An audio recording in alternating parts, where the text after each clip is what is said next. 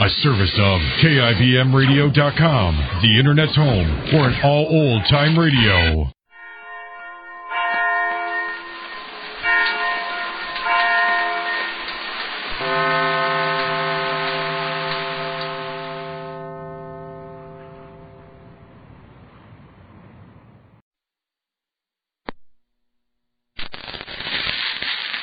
Yes, it's the Goldbergs.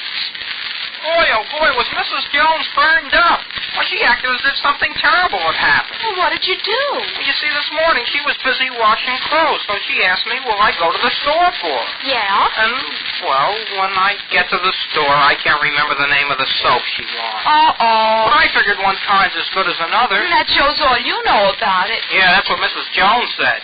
Young man, she says, very indignant-like, if you ever had a big wash to do, you'll know when I tell you I want does, I want does. Oh, what's does?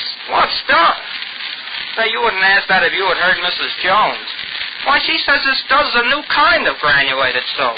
And it sure must be wonderful stuff. Mrs. Jones says does all three kinds of wash. Towels, work shirts, crayons, everything. Yes, have you found out how this one amazing new soap does everything in the wash? Why, you can take your nicer colored washables, your pretty rayon slips and dresses, and turn them right over to Does. And Does will do them with far greater safety for those pretty colors than you get in any other leading granulated wash day soap. And yet, Does doesn't back down on the tough jobs, not a bit. It gets heavy work shirts clean without any hard scrubbing and no boiling. And as for your white pieces, say, Does will show you just how really dazzling white your towels and linens can be. Why, no soap made washes clothes whiter than Does. Honestly, once you try Does, you'll see it's not just a new improvement of an old soap, but a really new kind. You've never before been able to buy a soap quite like it. So, just ask for Does, D-U-Z, in that big red and white box. And next wash day, let Does do everything. And now, the Goldbergs. For dinner at the Goldbergs tonight is complicated by the presence of guests. And for Molly and Jake, these are unwanted guests. The Jeromes, mother and son, and the girl whom Walter Jerome is engaged to, are the people Molly wants in her house. For it was because of Walter that Rosie went to Florida, because Rosie fell in love. And Molly doesn't see any use in creating any further dimensions to the situation. But the situation seems to be creating further discussions for Molly. Listen. All right, Jake, please, please. So put on your coat already, please. If Walter and his mother and Norma are coming, they're coming. Can't I be absent? Must I be present? Jake, please, please don't make a molehill. It's only a mountain. I know whereof I speak, Molly. Don't pull my tongue. Don't make me say what I promised myself I wouldn't utter. Gee, Pa. What's the G, Pa? Nothing. I want to know what's the nothing. It's nothing, Ma. Sammy. Jake. What's the something? Well, Papa's upset because Walter wrote Rosie a letter. How do you know? Tante Elka wrote a letter. Aunt Elka wrote a letter? So where's the letter? Well, why didn't I saw the letter?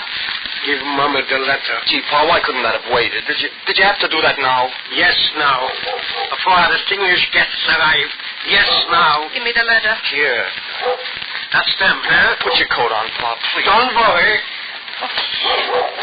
Wait, look out, Kitty, please. I'm nervous enough already. It's Seymour. Ma, you're not going to ask Seymour to stay to dinner, are you? Sammy, please, why didn't I see this letter about Rosalie? The child was feeling better already. She was beginning to come to herself until she got Walter's letter. Why? I'm not intruding. Come in, Seymour.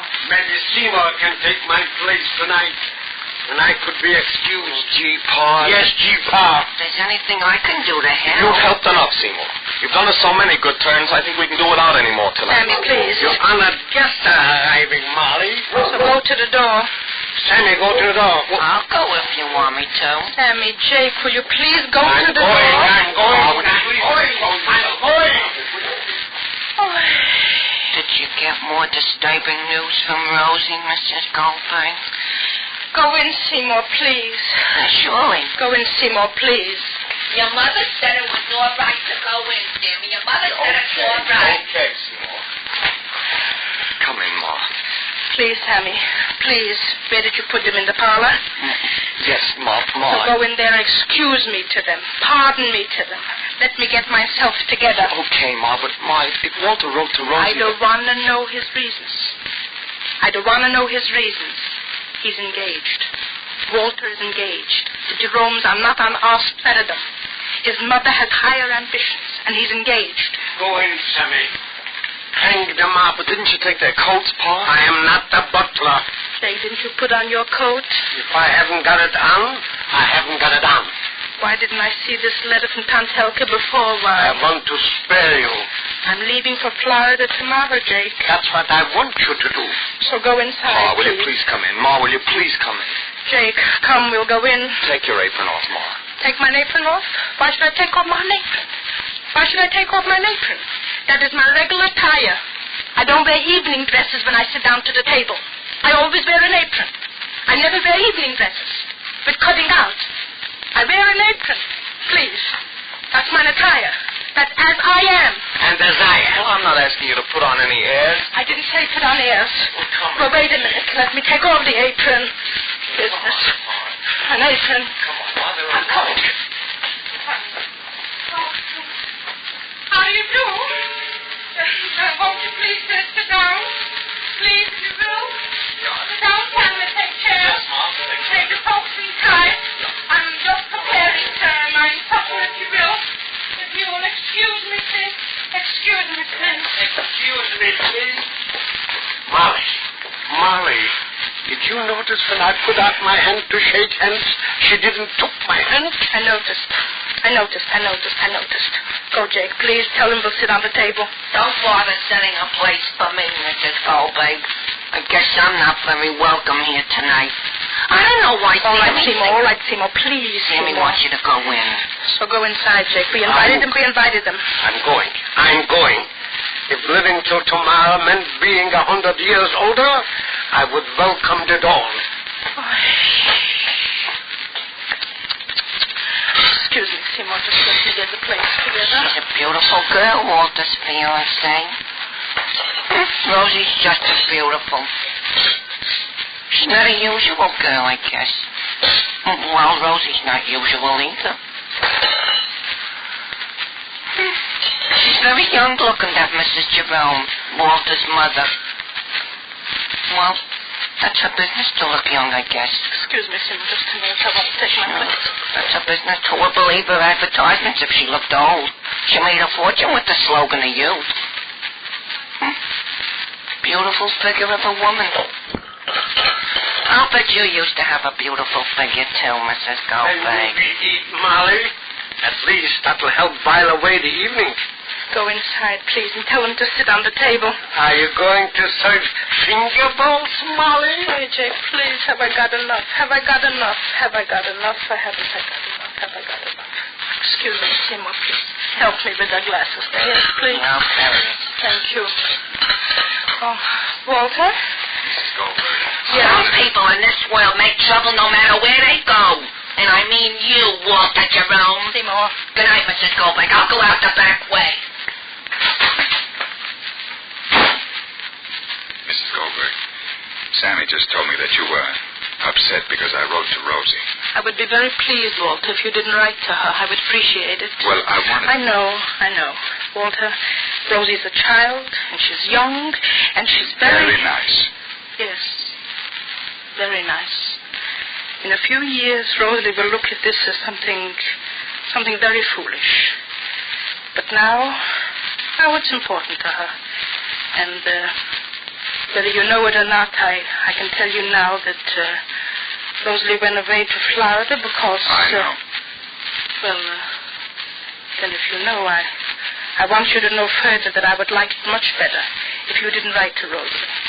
You're engaged, and you're going to be married to your fiancé, and Walter, those are obligations. And no matter what you may or may not think of them, other people consider them. Especially me. After all, I'm Rosalie's mother. And for me, what Rosalie feels about life is important. And this, I mean her going away, Your coming here, your being engaged are all very important things. They make her feel certain things. They make her think certain things. And I know that a mother can protect her child from life. But she can see to it that life strikes, how shall I say it, gently. And, excuse me, Walter, but I think it would be much better for you and for Rosie if we stopped this where it is. Your mother and the fiancé are here. I'm happy to meet them. But if you have problems, they're for you to settle. And no matter how, I don't think your coming here is good. I don't want to hurt your feelings, but I don't want Rosie's feelings to be hurt either. And if I have to choose, you know how I must choose. And I will choose. Would you mind please taking the telephone, because my hands are full with the dishes, please, Mr. Will. Yes? Just tell them to hold. Yes. If it's for me, hold. Oh, hello, Rosie. It's Rosalie? Excuse me, let me have the phone, please. Hello? Hello, Rosalie? Vivi, fine. How are you? Yeah? Who is on the phone? It's Rosalie, Jack. Papa wanted to know who was on the phone. I said Rosalie. Yes. Let me say a word. Just 1 minute. Papa wants to say a word. He's pulling the telephone out of my hand. 1 minute, Mom and you. Here. Sammy. How are you, Rosie? Hello, dear. Yes, he is. What, Mom? Rosie's on the phone. Yes, Sammy. yes. Let Sammy say a word. Just a minute, Rosalie. Here is Sammy. Hello? Hello, Rosie. You fine? Yeah. Well, yes. Yes, Rosie. Just a minute. Rosie wants to talk to you, Walter. Your mother would be happy if I didn't talk to Rosie. Ma. Sammy. Hello? Hello, just a minute, Rosie. What did you say, Ma? Why did you say anything? Molly's words have taken effect, but the immediate effect may be quite different from the long-range one. And meanwhile, there's the problem of completing this night.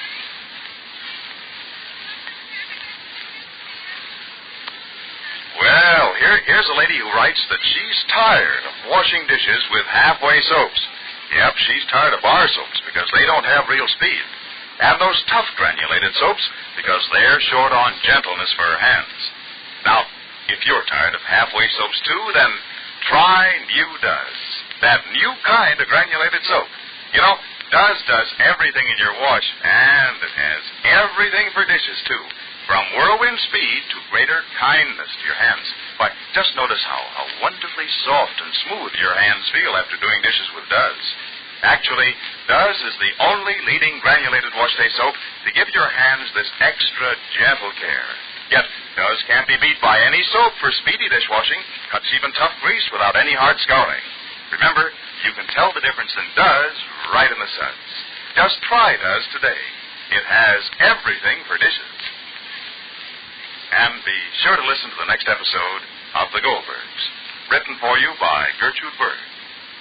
Next time, Molly gets a few indications of the kind of woman Mrs. Jerome is, and Molly thinks of Rosie. This is James Fleming, wishing you good day for Procter & Gamble, makers of Does, the new kind of granulated soap for all three kinds of wash.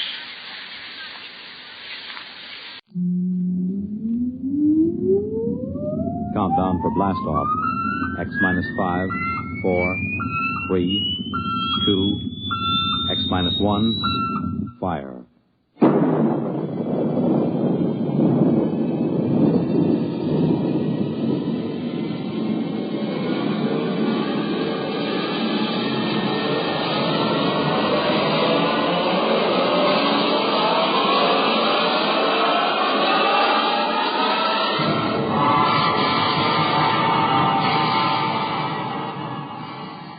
From the far horizons of the unknown come tales of new dimensions in time and space. These are stories of the future, adventures in which you'll live in a million, could be years, on 1,000 maybe worlds. The National Broadcasting Company, in cooperation with Galaxy Science Fiction Magazine, presents X minus 1.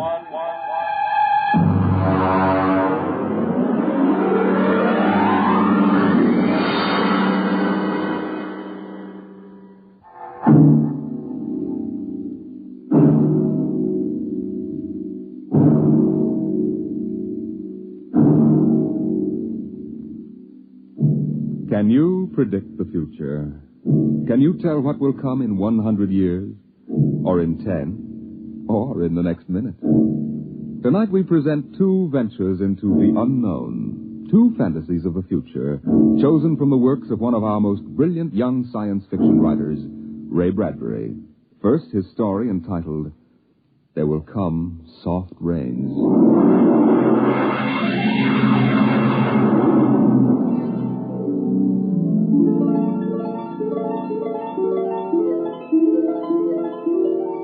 The house was a good house, planned and built to be lived in the year 1980. The real estate agent had told them all about it.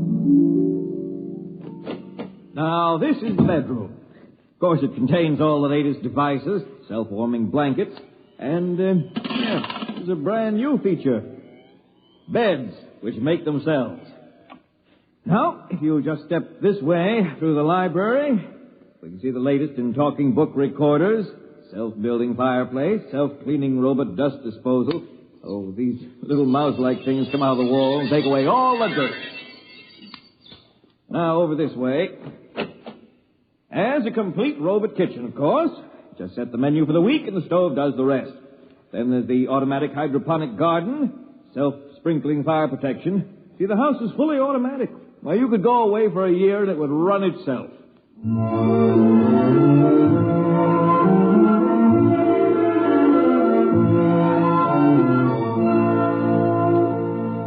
And so the family took the house. The man and the woman and the two children.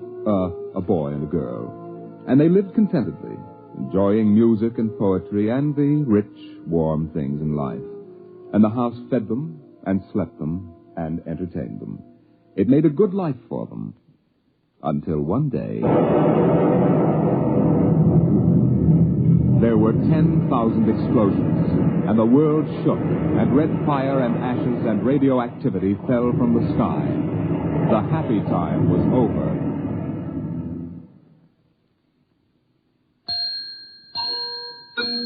Tick-tock, 7 o'clock, time to rise, open your eyes. Tick-tock, 7 o'clock. Time to rise, open your eyes. But the house lay empty. The clock talked to the empty morning. In the kitchen, the stove sighed and ejected from its warm interior 8 eggs, sunny side up, 12 bacon slices, 2 coffees, and 2 cups of hot cocoa. 7-9, breakfast time, come and dine. 7-9. Today is April 28th, 1985. Today, remember, is Mr. Featherstone's birthday. Insurance, gas, atom heat, and electricity bills are due. In the walls, relays clicked. Memory tapes glided under electric eyes. Recorded voices moved beneath steel meters. 8-1, run, run, off to school, off to work, run, run, tick-tock, 8 o'clock, 8 o'clock. But no doors slammed. No carpets took the quick tread of rubber heels. At 8:30, the eggs began to shrivel. An aluminum wedge scraped them into the sink. 9:15, time to clean. 9:15, time to clean. Out of the wall, hundreds of tiny mechanical mice darted. The rooms were a-crawl with small, cleaning animals, all rubber and metal. They sucked up the hidden dust and dirt and popped back into their burrows.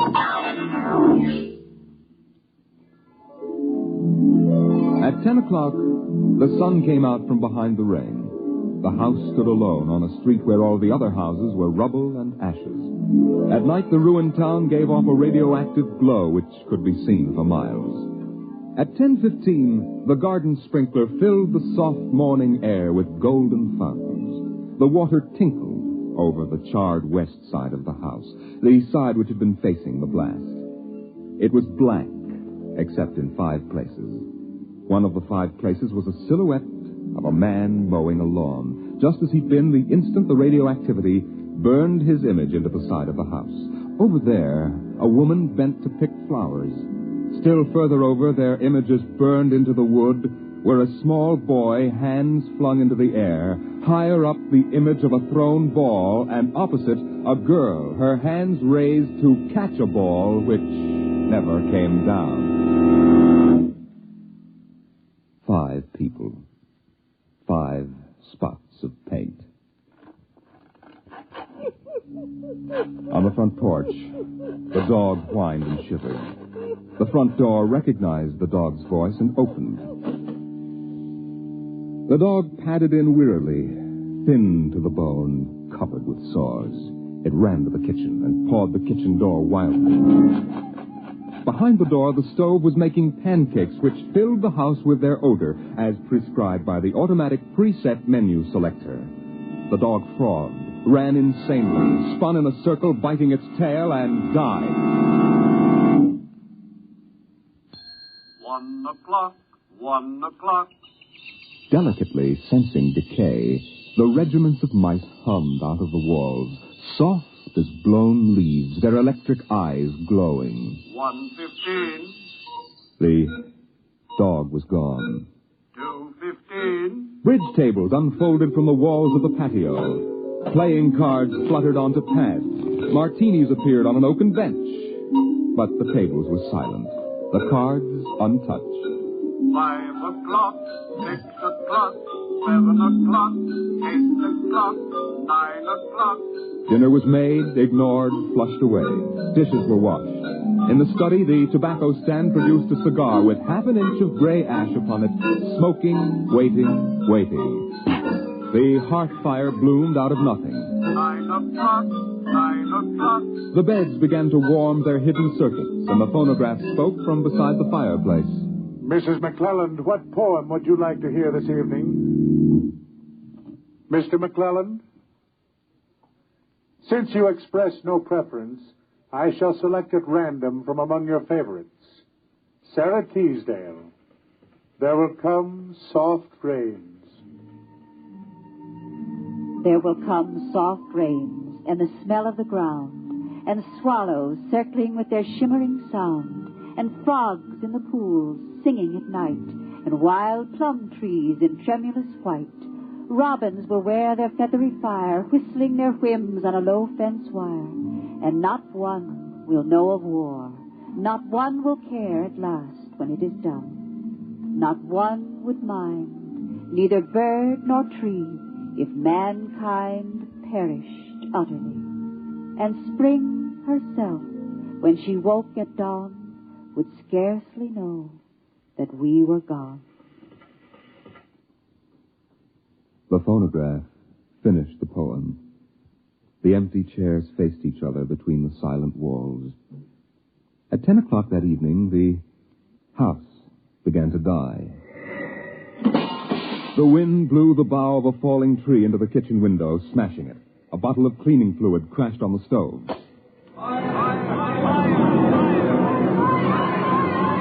Water pumps shot down from the ceiling. But the solvent spread onto the doors, making fire as it went. Other voices in other rooms taking up the alarm. The windows broke with the heat, and the wind blew in to help the fire. The fire crackled upstairs at paintings, lay hungrily on the beds, devoured the rooms. The house began to shudder. The bared skeleton began to cringe in the heat. The wires revealed as if a surgeon had torn the skin off. Voices screamed in every room. Windows snapped open and shut like undecided mouths.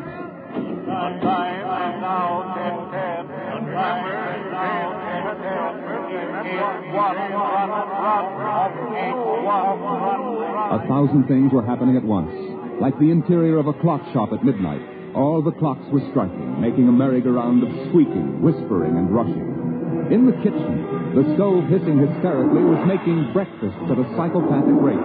10 dozen pancakes, 6 dozen loaves of toast. Then, there was silence. The film spools were burned out. The wires withered and the circuits cracked. Then the house began to breathe its last. The beams began to give at the foundations. Long cracks appeared in the concrete. The seams were burst from the heat.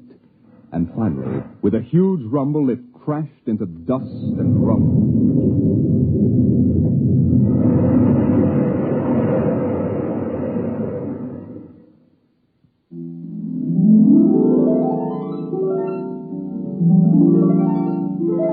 Dawn shone faintly in the east.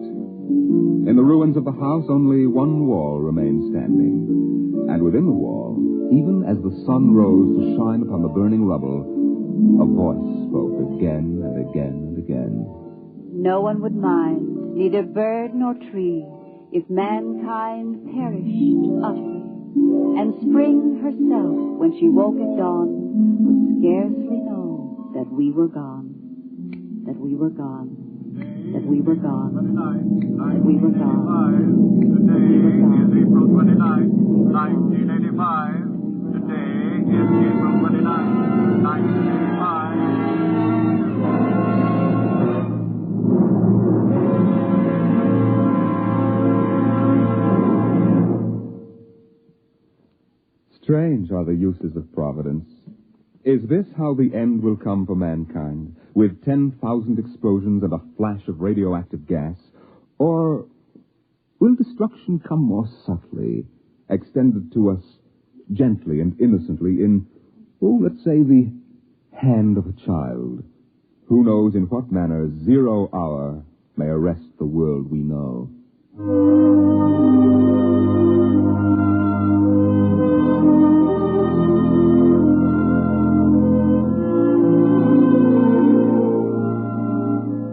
It was a perfect summer day in the year 1985. The streets were lined with green, peaceful trees. Businessmen sat in their quiet offices, taping their voices or watching televisors. Rockets hovered like darning needles in the blue sky. There was the universal quiet conceit and easiness of men accustomed to peace, quite certain that there would never be war or trouble again. There were no traitors among men, no unhappy ones, no disgruntled ones. The world was upon stable ground. Sunlight illumined the suburbs, and the town drowsed on a tide of warm, sunlit air.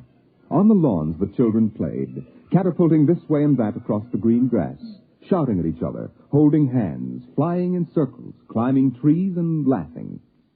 And in the homes, busy mothers prepared for the evening arrival of their husbands. Heavens, Mick, what's all the excitement? We're playing a game, Mommy. The most exciting game ever. What are you doing in that cabinet? I need some tools from Daddy's kit. Your father may not like... Oh, I'll take good care of them, Mom. I promise. Very well. Don't you lose anything. Oh, thank you, Mom. You want a glass of milk? Can't start now, Mom. What's the name of the game, Mink? Invasion. Invasion. What will they think of next?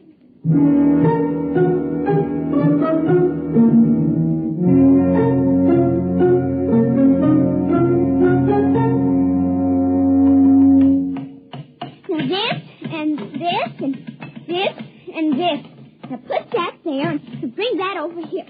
Oh, no, you ninny. Now get back while I fix this. There, they want it this way, see? Here, just let me fix it. Oh, Mink, it's that smarty pants Joseph Connors. Don't let him play. He's 12 years old. Don't worry, I won't. What you playing, Mink? None of your business, smarty pants. I want to play. Can't. Why not? You're too old. Just because you're only 8. No, you'd only laugh at us and spoil the invasion. Make him go away, man. Go away. This is my backyard. Who wants to play with you and your old fairies anyway? They aren't fairies. Nuts to you. I don't want to play anyway. Good riddance. I'm glad you didn't let him play, Mink. He'd only laugh. Now, we better talk to Drill and get some more instructions, Art. Now, here's your pad and pencil. Where is Drill? Drill? Here, Drill. Drill? He's in the rose bush, I think. I'll talk to him myself, and you write it down in the pad. Okay. Drill? Drill? Okay. Drill wants you to write down triangle. What's a triangle? Never mind. Drill will tell us when he wants us to know. It helps the invasion. How do you spell it?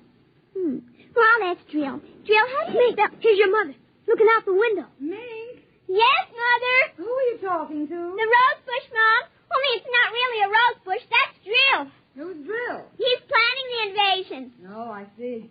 Well, you better come in and clean up for supper. Your daddy will be home soon. In just a second, Mom. You got that, Art? See now what? 4, 9, 7, and A, and B, and X, and a fork, and some string, and a hexagonal droopy. Come on, Mink. Supper's in 10 minutes. Okay, Mom. Just a minute. I have to tell Drill. I wish we didn't have to eat, though. It holds up the invasion.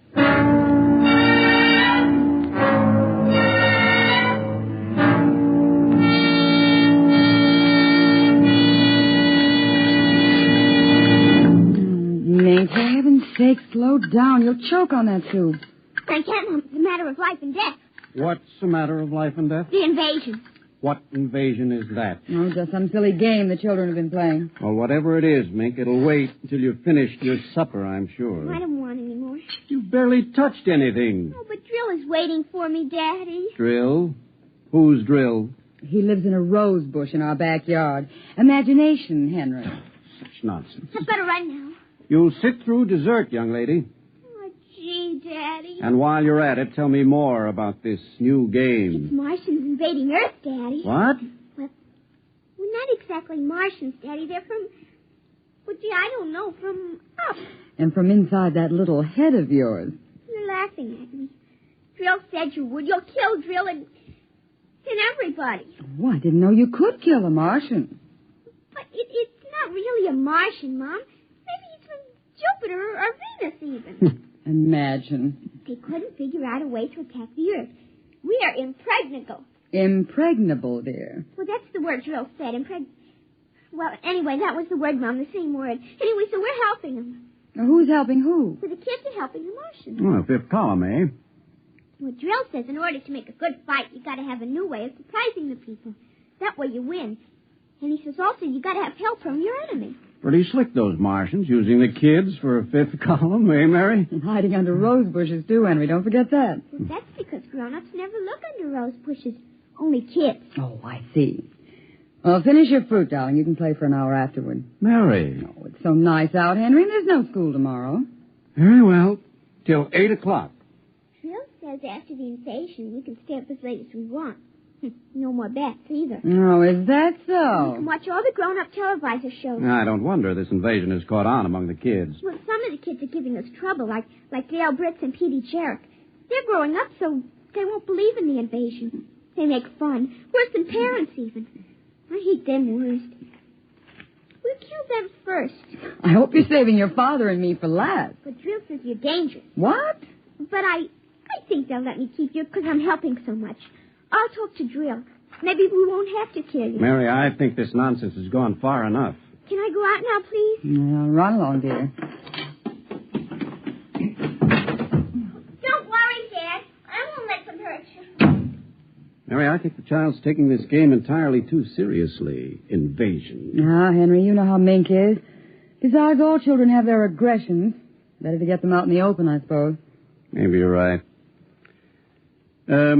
I was wondering about bridge with the Jacksons tonight, Mary. All right. But, you look tired, dear. Why don't you sit in the relaxer for a while and get a massage? I'll sew for a while until it's time to... Oh, I wanted to call my sister Helen. Oh, good. Find out when her husband's going to return my golf clubs.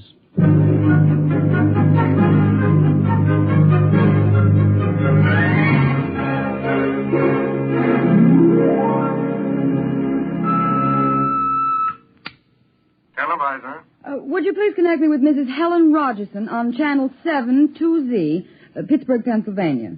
What is your channel, please? 817X, New Rochelle, New York. Thank you. Just a moment. Go ahead. You can see your party now. Hello, Mary. How are things in New York? Fine, Helen. How are things in Pittsburgh? You look tired. Oh, I've been having a terrible time with the children. Sick? No, just underfoot. They've got a new game that's got me just about crazy. It's called Invasion. Did you say invasion? That's right. Well, isn't that strange? My Mink is playing it, too. My boy Tim is all involved with some imaginary fellow named Drill who's running the invasion.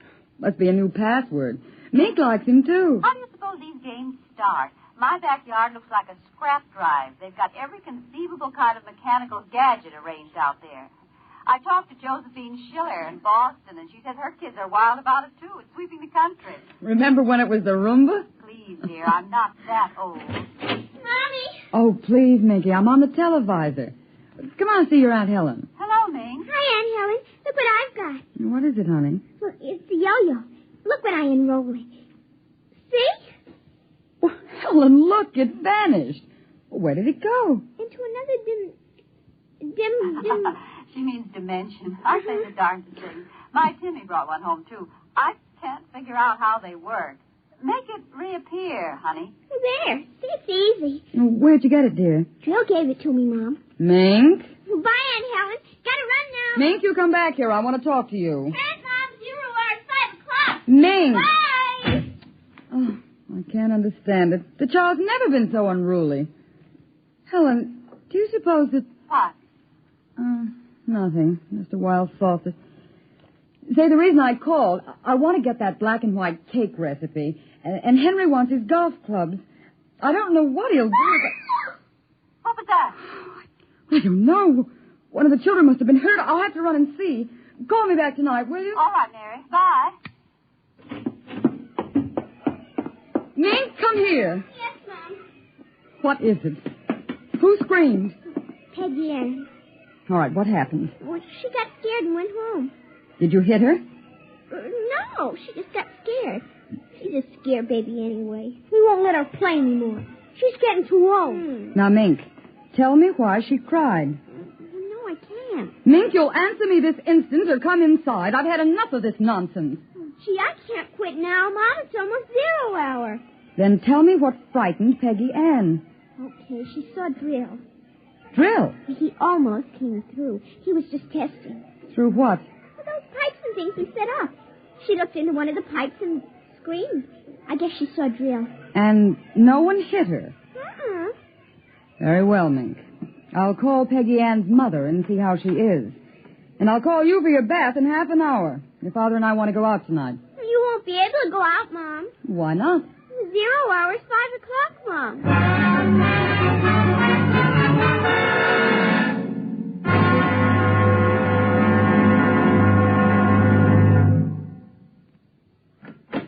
Hello, dear. Oh, you home already, Henry? Yes, I thought I'd relax a little before we went to theater. Where's the little one? Out back. Same game? Same game. They've got a stack of pipes and hammers and spoons a mile high out there. Children, why do we have them? Yeah, strange little creatures, aren't they? Even Mink, Henry. She's a part of us, and yet what do we really know about how she thinks and feels? Well, I didn't mean to start a philosophic discussion. Kids are such a queer mixture of love and hate, though. Even normal, healthy kids. They need you and they're dependent on you, and yet they resent that dependence. You sound like a child psychology course I once took. I wonder if they ever really forgive the whippings and the commands we have to give them sometimes. I wonder if we ever forgot them when we were children. Look, I'd like to discuss this with you, dear, but we do have a theater date, and it's almost 5 o'clock now. What's happened to the kids? They're so quiet. When children are quiet, you know there's some mischief. What's that sound? I don't know. These kids aren't playing with anything electrical, are they? I'm sure they are. At least I... Just the same, I'd better go out. Henry, tell them to put off the invasion. What? Mary, don't get upset. It's just a game.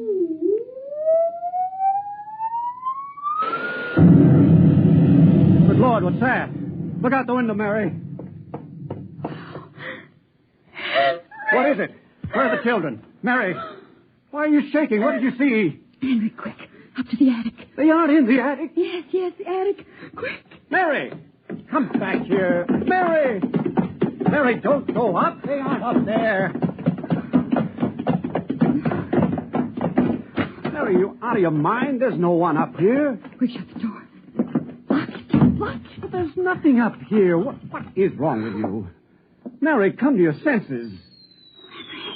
Henry, we've got to stay here and hide. What are you talking about? I saw it. Through the window, Henry. It was horrible. What? It is an invasion. There's For heaven's sake, let's get down out of this attic and talk this over sensibly. I want to find out if Mink is all right. She's all right. I saw her. She was leading them around the corner of the house. Leading who? The kids? It's nothing. Listen. The front door. They're coming! Good Lord, those kids sound like 50 men with boots on. Not men. Oh, please, God, don't let them find us. Don't let them please. I don't understand.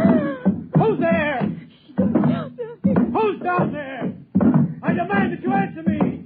They're coming. The whole house is shaking. Who? Who's there? Be quiet. They might go away. Henry. Mom? Dad? Are you in the attic? Henry, listen. It's Mink. Mink. We've got to save her. Henry, you don't understand. She's leading them. What? She's leading them. She's on their side. Oh, my God. The children on their side? She told us, but we wouldn't believe her. Henry, they're coming out!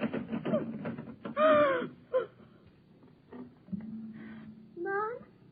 Dad, we know you're in there. Well, I guess you better melt the lock, Trill. Henry, the lock! It melted! The door! Oh, dear God! Mom? Dad? Oh, I see you now. Peek-a-boo!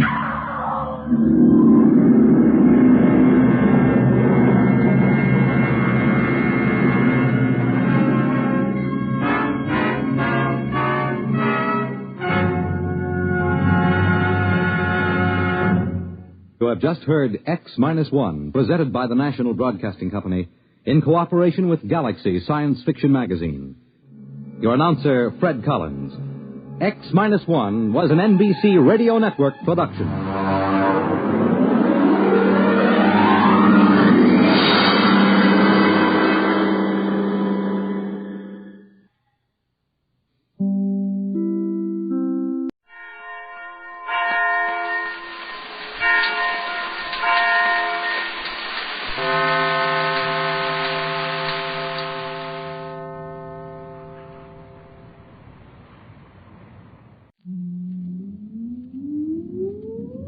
Countdown for blast off. X-5, 4, 3, 2, X-1, fire.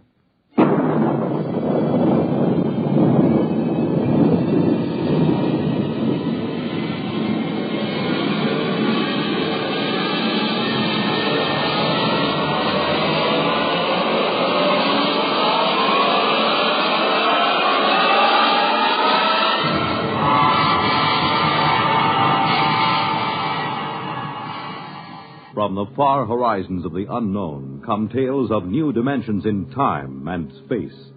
These are stories of the future, adventures in which you'll live in a million, could be years, on 1,000 maybe worlds. The National Broadcasting Company, in cooperation with Galaxy Science Fiction Magazine, presents X-1.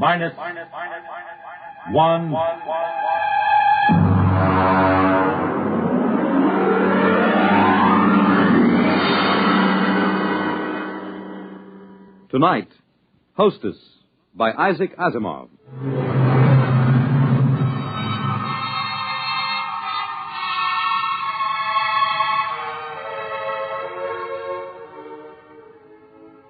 I was so happy about it when I came home, almost triumphant. I dashed in the front door, peeled off my gloves, threw my hat on the side table, and tossed my coat over the back of a chair. Well, you missed supper. Drake, we're going to have him here. Who here? What are you talking The about? doctor from Hawkins Planet. Didn't you realize that was what today's conference was about? When you say the doctor from Hawkins Planet, do you mean the Hawkins site you've got at the Institute? Well, of course. Who else could I possibly mean? May I ask what the devil you mean by saying we'll have him here? Darling, the Hawkinsite would like to stay at a private house somewhere where he won't be bothered with official ceremony, where he'll be able to proceed more according to his own likes and dislikes. I find it quite understandable. Whenever you start using formal sentences, I know you're hiding extreme irritation. Well, you don't seem to be trying to hide it at all. Well, what's the matter? Look, I don't see where we've got room for extraterrestrial visitors. Are you serious? He can stay in the spare room. Honestly, Drake, all we have to do is show a certain amount of adaptability. Sure, just a little adaptability. The Hawkinsite breathes cyanide. We'll just adapt ourselves to that, I suppose. He carries cyanide in a little cylinder. You won't even notice it. Mm-hmm. And what else is there about them I won't notice? Nothing else. They're perfectly harmless. They're even vegetarians. Well, what about us? Do we eat meat ourselves, or will that make us look like cannibals to him?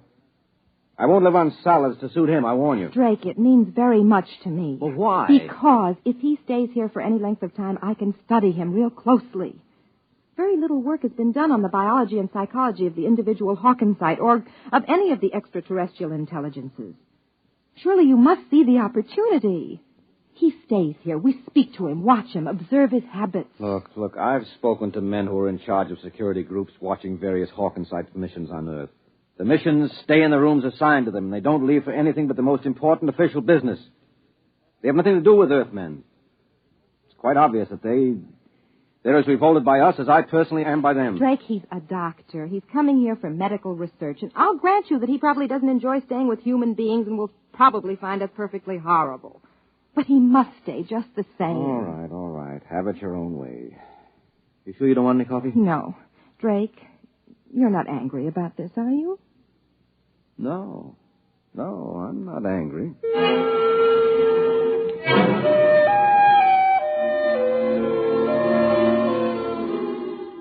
Most of my friends had been surprised when I married Drake because they couldn't understand my marrying a policeman.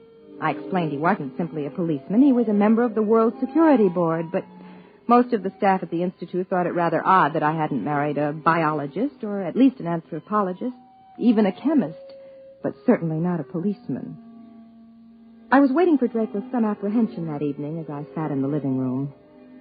Hark Tolan, the Hawkinsite, was standing quietly in the middle of the room. He was not sitting since he was not anatomically constructed to sit. He stood on two sets of limbs placed close together, while a third pair, entirely different in their construction, were suspended from a region that would have been the upper chest in the human being. His skin was hard, glistening, and ridged, and his face wore a distant resemblance to something alienly bovine. Mrs. Smollett, you must forgive my English. The construction of my mouth, combined with the absence of incisors and canine teeth, is an obstacle to clear speech. I think you speak very well. Thank you. My husband will be home soon, and then we'll eat. Your husband? Well, Husband? Yes, you know. Mr. Smollett. A male, of course. You must forgive me, Mrs. Smollett. Perhaps the greatest source of confusion among the 5 known races of the galaxy lies in the differences among them in regard to their sex life and the social institutions that grow around it. I understand that. The concept of husband and wife, for instance, exists only on Earth. I can achieve a sort of intellectual understanding of what that means, never an emotional one. Dr. Tolan, I've consulted the Institute in preparing a menu, and I trust you'll find nothing in it that will upset you. Drake? Drake, is that you? Yeah. I'm in the living room, dear. I suppose he's all delivered, complete. Drake, this is Dr. Hark Tolan of Hawkins Planet. Dr. Tolan, my husband. Good evening, Dr. Tolan. Mr. Smollett? Would you care for a drink? I'm not particularly thirsty. On Earth, there's a custom of drinking liquids which have been fortified with ethyl alcohol. We find it stimulating. Oh, yes. I'm afraid, then, that I must decline. Ethyl alcohol would interfere most unpleasantly with my metabolism. Well, so it does to Earthmen, too. But I understand, Dr. Tolan. Would you object to my drinking? Of course not. Good. I need one. A stiff one.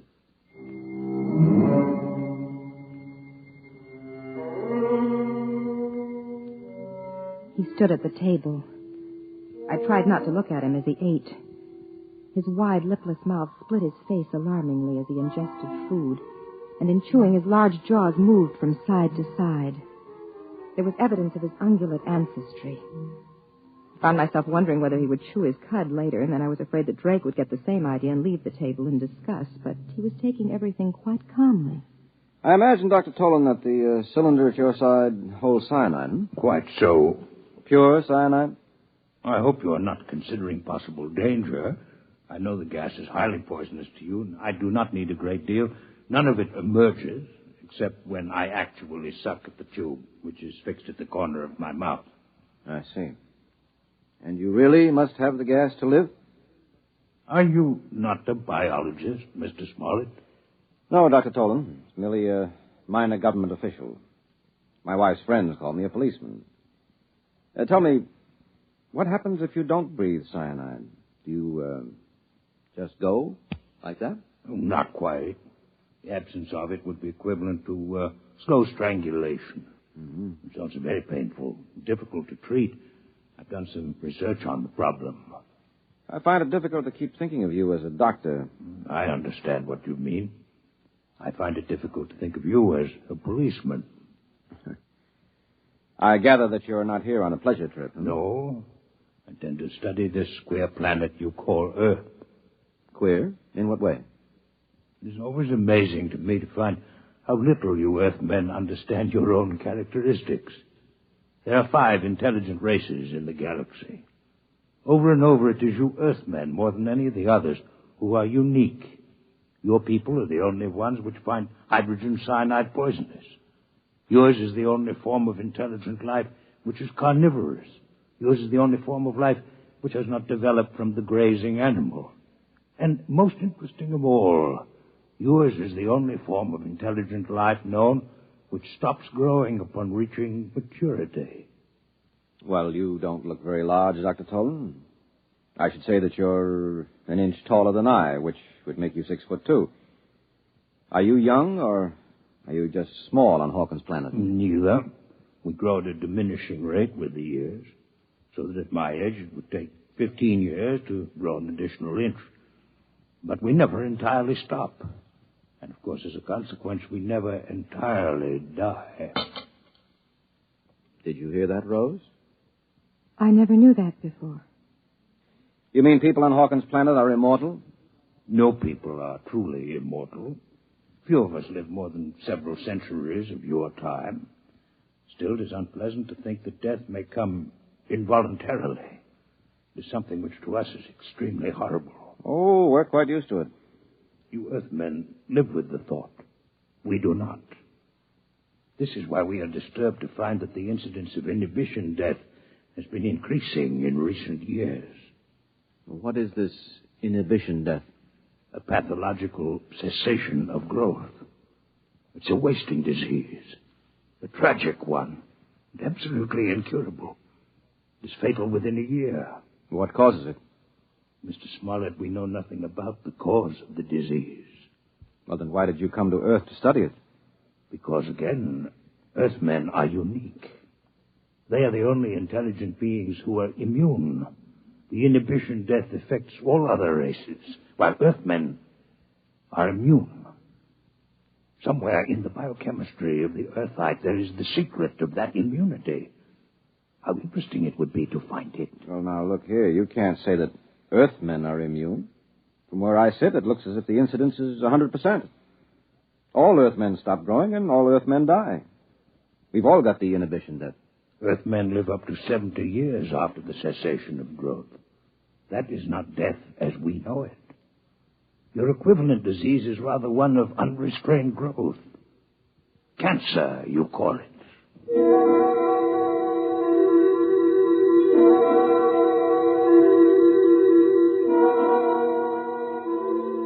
Drake was being pleasant to Dr. Tolan. I wasn't sure whether it was for my sake or for his own. Drake has never gone out of his way to please me. Sometimes when I'm gloomy, I look at him across the table and ask myself, why did he marry me? Then suddenly, after dinner in the living room, Dr. Tolan asked a question which surprised me. You are a policeman, Mr. Smollett? Yes. I wonder, could you show me through one of the police departments on your planet? Well, I don't belong to a police department in exactly the way you imagine. However, I have some contacts in the New York City Department. would I be able to visit the Missing Persons Bureau? Why are you interested in Missing Persons Bureau? Because there again, you are unique. There's no such thing as a missing person on our planet. We're always aware of each other's exact location, no matter where on the planet we might be. Can you feel such awareness even now, on Earth? You mean across space? No, I'm afraid not. But you see the importance of the matter. All the uniqueness of Earth should be linked. If the lack of this sense can be explained, perhaps the immunity to inhibition death can be also. Tell me truthfully, Mr. Smollett, if Mrs. Smollett were to leave this room and enter another without your having seen her do so, would you really not be aware of her location? I really would not. Amazing. Please do not be offended by the fact that I find it revolting as well.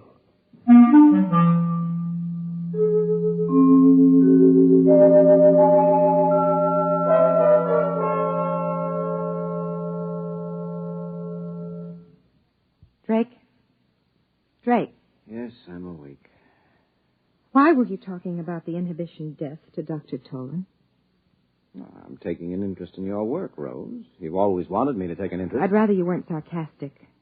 Rose, I'm tired. I'll talk to you tomorrow. No, right now. I want no questions from you and no interference. You do your job and I'll do mine. The nature of my job is open and known. The nature of my job isn't, by definition, but I'll tell you this. Our six-legged friend is here in this house for some definite reason. You weren't picked as biologist in charge for any random reason. 2 days ago, he'd been inquiring about me at the commission. But that's my job, and I won't discuss it with you any further. Do you understand? No. But I won't question you if you don't want me to. All right, then go to sleep.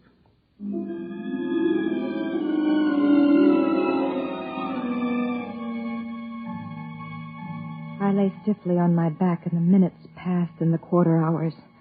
I was trying to fit the pieces together. One picture remained clear in my mind. It hovered over me mockingly. At the end of the evening, the Hawkinsite had turned to me just before he left the room. Good night, Mrs. Smollett. You're a most charming hostess. I wanted to giggle then. How could he call me a charming hostess? To him, I must have been a horror, a monstrosity with too few limbs and too narrow a face. But then I saw Drake. He turned white. For one instant, his eyes had burned with something that looked like terror. I'd never before known Drake to show fear of anything. And the picture of that instant of pure panic remained with me until all my thoughts finally sagged into the oblivion of sleep. I remember one question that nagged at me through the haze. Why did he marry me?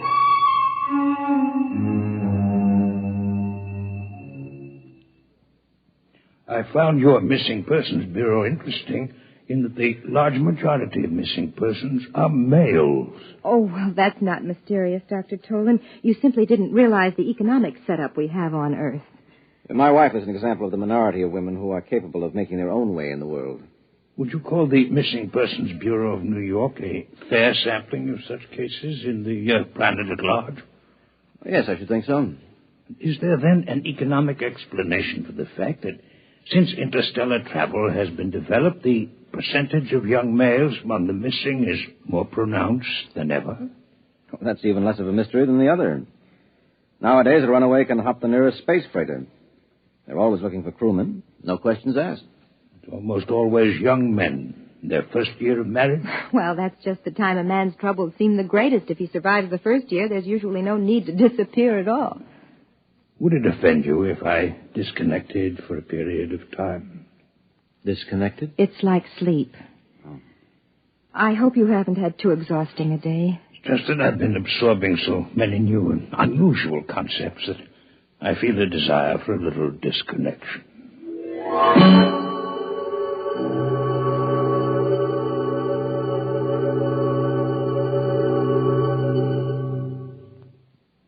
Drake, we've been sitting here for 10 minutes. Aren't you going to speak to me?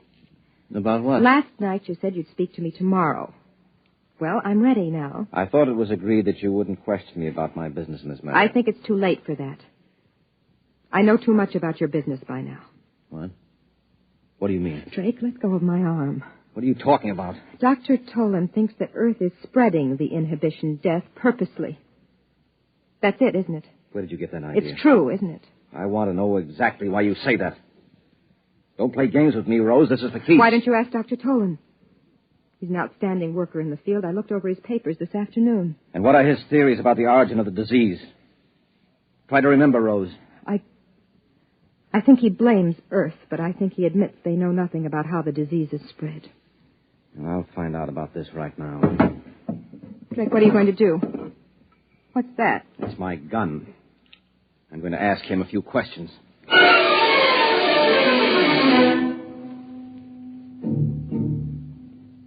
He ran out of the bedroom, down the corridor towards Dr. Tolan's room. I ran after him, caught him just as he entered the door. The Hawkinsite was standing there, motionless, his eyes unfocused, his 4 standing limbs sprawled out in 4 directions as far as they would go. Now keep quiet. He'll gradually become aware of me. Get out of here. No, Drake. What are you doing? Quiet. There, you see?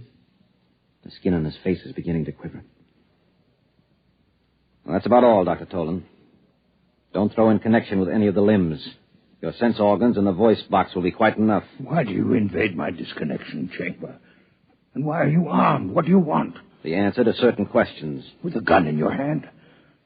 Sorry, Mr. Smollett, that the duties toward a guest are so badly understood on Earth. You're no guest of mine, Dr. Tolan. You entered my home under false pretenses. You had better shoot. It will save time. You are convinced that you'll answer no questions? Now, that in itself is suspicious. It seems that you consider certain answers to be more important than your life. I consider the principle of courtesy to be very important. You, as an Earthman, may not understand. Perhaps not. But I can understand one thing. Your cyanide cylinder. Suppose I pull it out of your mouth. Rose, hold your breath until I close the valve. There. All right, Tolan. You realize what will happen to you if you don't answer the questions I'm going to ask you. Cyanide lack. It would be a most uncomfortable death. I'm only an Earthman. I can't appreciate its true horrors, but you can, can't you? Drake, give him the cylinder. Give it back to him. You have about 1 hour, I think, until the effects are irreversible. Talk quickly, Dr. Tolan. You'll have your cyanide cylinder back. What are your questions? What are your theories concerning the inhibition death? Why did you really come to Earth? What is your interest in the Missing Persons Bureau? For years, I have been investigating the cell structure of my patients suffering from inhibition death. I've been forced to use the utmost secrecy, since the methods I used were frowned on by my people.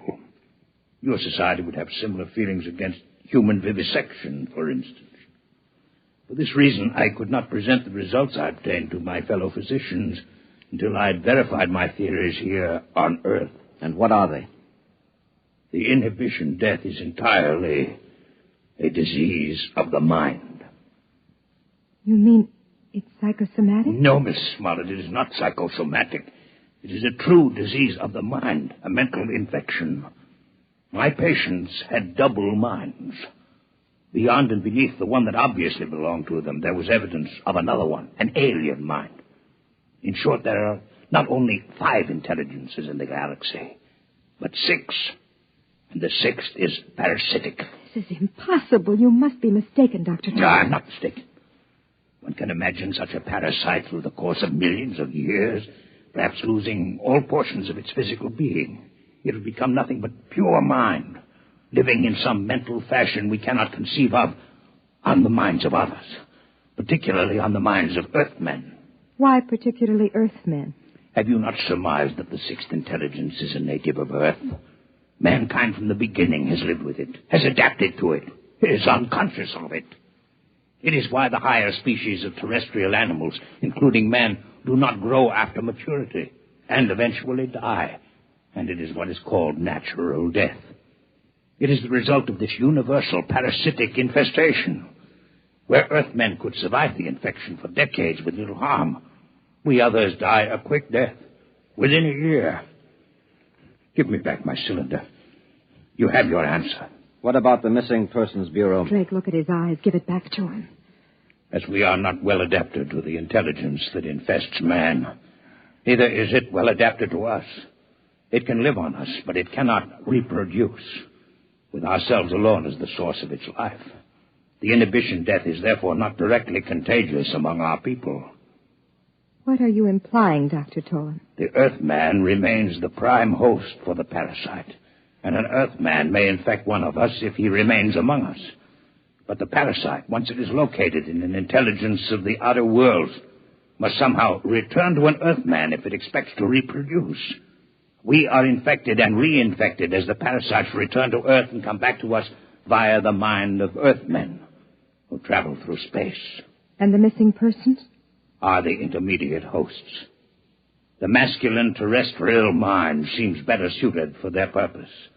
But once reproduction has been taken care of, the infested male leaves by spaceship for the outer worlds. He disappears. But this is impossible. What you say implies that the parasite mind can control the actions of its host. That can't be, or we would have noticed their presence here on Earth. The control may be very subtle. It may, moreover, be exerted only during the period of active reproduction. I simply point to your Missing Persons Bureau. Why do the young men disappear? I'm quite ill now, cyanide lack, and I cannot speak much longer. And you alone, of all your people, have any knowledge of this theory of yours? I alone. You will give me back my cyanide cylinder now. I've become quite weak. Sure. Sure, Dr. Tolan. Rose. Oh, no! Rose, come out of here. Come on now. Come on. He's dead, you shot Outside. him. Out. Quiet, Rose, quiet. I told you to have nothing to do with this. Let me go. I want to go. I want to go. Why? Because of something it was my job to do? You heard what that creature was saying. You suppose I could allow him to return to his world and spread those lies? They'd believe him. What do you think would happen then? They would have to kill us all to stop that disease. What he said wasn't a lie. It was true. Oh, come on now. You're hysterical. You need sleep. I know what he said was true because the Security Commission knows all about the same theory and knows it's true. Why do you say a thing like that? Because you let it slip yourself. Now sit down. Sit down. Well, so I gave myself away, did I? When? You turned white when Hark Tolan referred to me as a charming hostess. Hostess has a double meaning, Drake.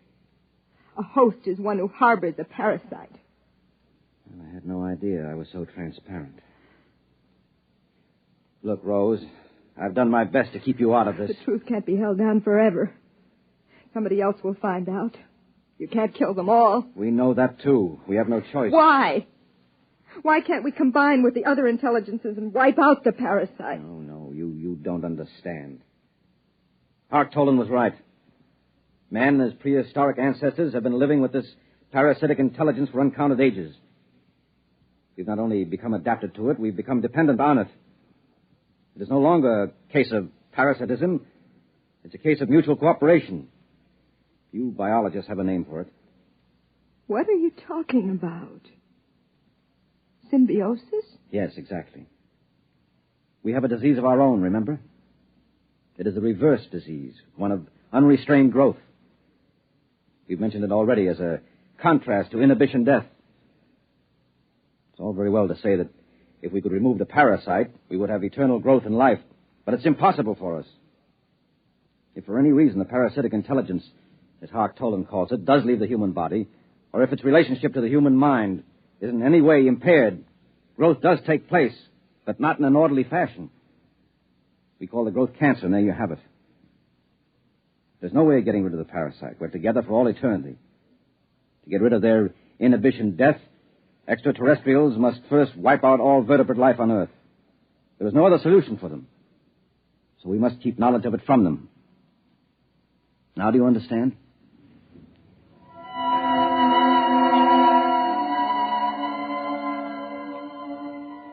He got the body out of the apartment. I sat there numbly. He lied to me. Cancer could not be a disease that was an expression of lost ability for normal growth. Cancer attacked children while they were still growing. It could even attack embryonic tissue. Cancer had nothing to do with the presence or absence of normal growth. Its absence would not cause cancer. Drake lied. But no one would believe me. The young men who disappeared were usually in the first year of their marriage. Whatever the process of reproduction of the parasite intelligence was, it must involve close association with another parasite. The type of close and continuous association, as in the case of newly married couples. The parasite could control actions. I'd report them both, Drake Smollett and Hark Toland, to the Missing Persons Bureau. But they'd never find them, for they'd be out in space. I wanted to weep, but I couldn't. I was dry-eyed, and it was painful. I'd looked for the answers to so many questions, and I'd found them all. I even found the answer to the question I thought had no bearing on the subject. I finally learned why Drake had married me. You have just heard X-1, presented by the National Broadcasting Company in cooperation with Galaxy Science Fiction Magazine. Your announcer, Fred Collins. X-1 was an NBC Radio Network production.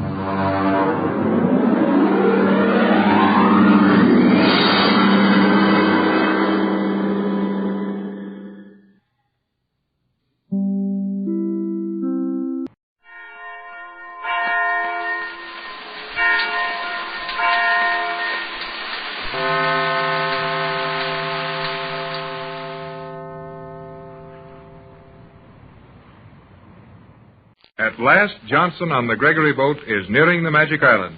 But Johnson will arrive at the island as a prisoner and not a rescuer. Jerry and Joan were ordered to go in the Euclidean submarine and aid in the capture of Johnson's boat, while the captain and Mrs. Gregory have seen and heard all that took place in the submarine through the wonderful prism reflectors in G-47's control chambers. The submarine is towing the Johnson boat, which has run out of fuel. They are only a few miles from Euclidia, the Magic Island. Mrs. Gregory and Captain Bradford are now back on their captive yacht, inside a lock in the submerged island. The alarm gong on the island has been ringing, and Mrs. Gregory and Tex are trying to learn the meaning of the signals.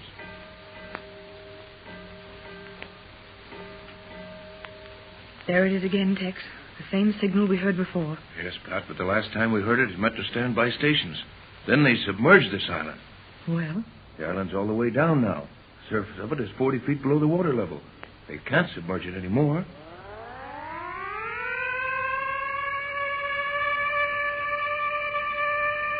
Just the same, there's the signal. Oh, Tex, I'm getting so worried down here in this dark lock. It was better in G-47's control room. At least we could see and hear what was going on. And we knew that Joan and Jerry were all right in that submarine. Jerry and Joan are all right, whether we watch them or not. Is this radio all right now? It works fairly well, but it wouldn't be a good idea for us to try sending with it. I didn't mean that, Tex.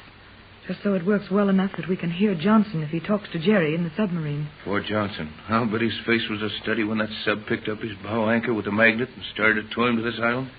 Doesn't it seem strange to you that Johnson hasn't sent any message since that? I don't think so. There's nothing for him to send one about. It's just the end of a good try on his part, and he's failed. I imagine he doesn't feel a whole lot like talking to anyone. Tex, 4 strokes of the alarm gong. That should mean the 4th level. The island's going up again. I think you're right, Pat. That must mean that the battleships are all safely out of the way. Johnson's boat is near enough that they're getting the island out of the water so the submarine can land the captive boat at one of the piers. Then Joan and Jerry will be back with us again.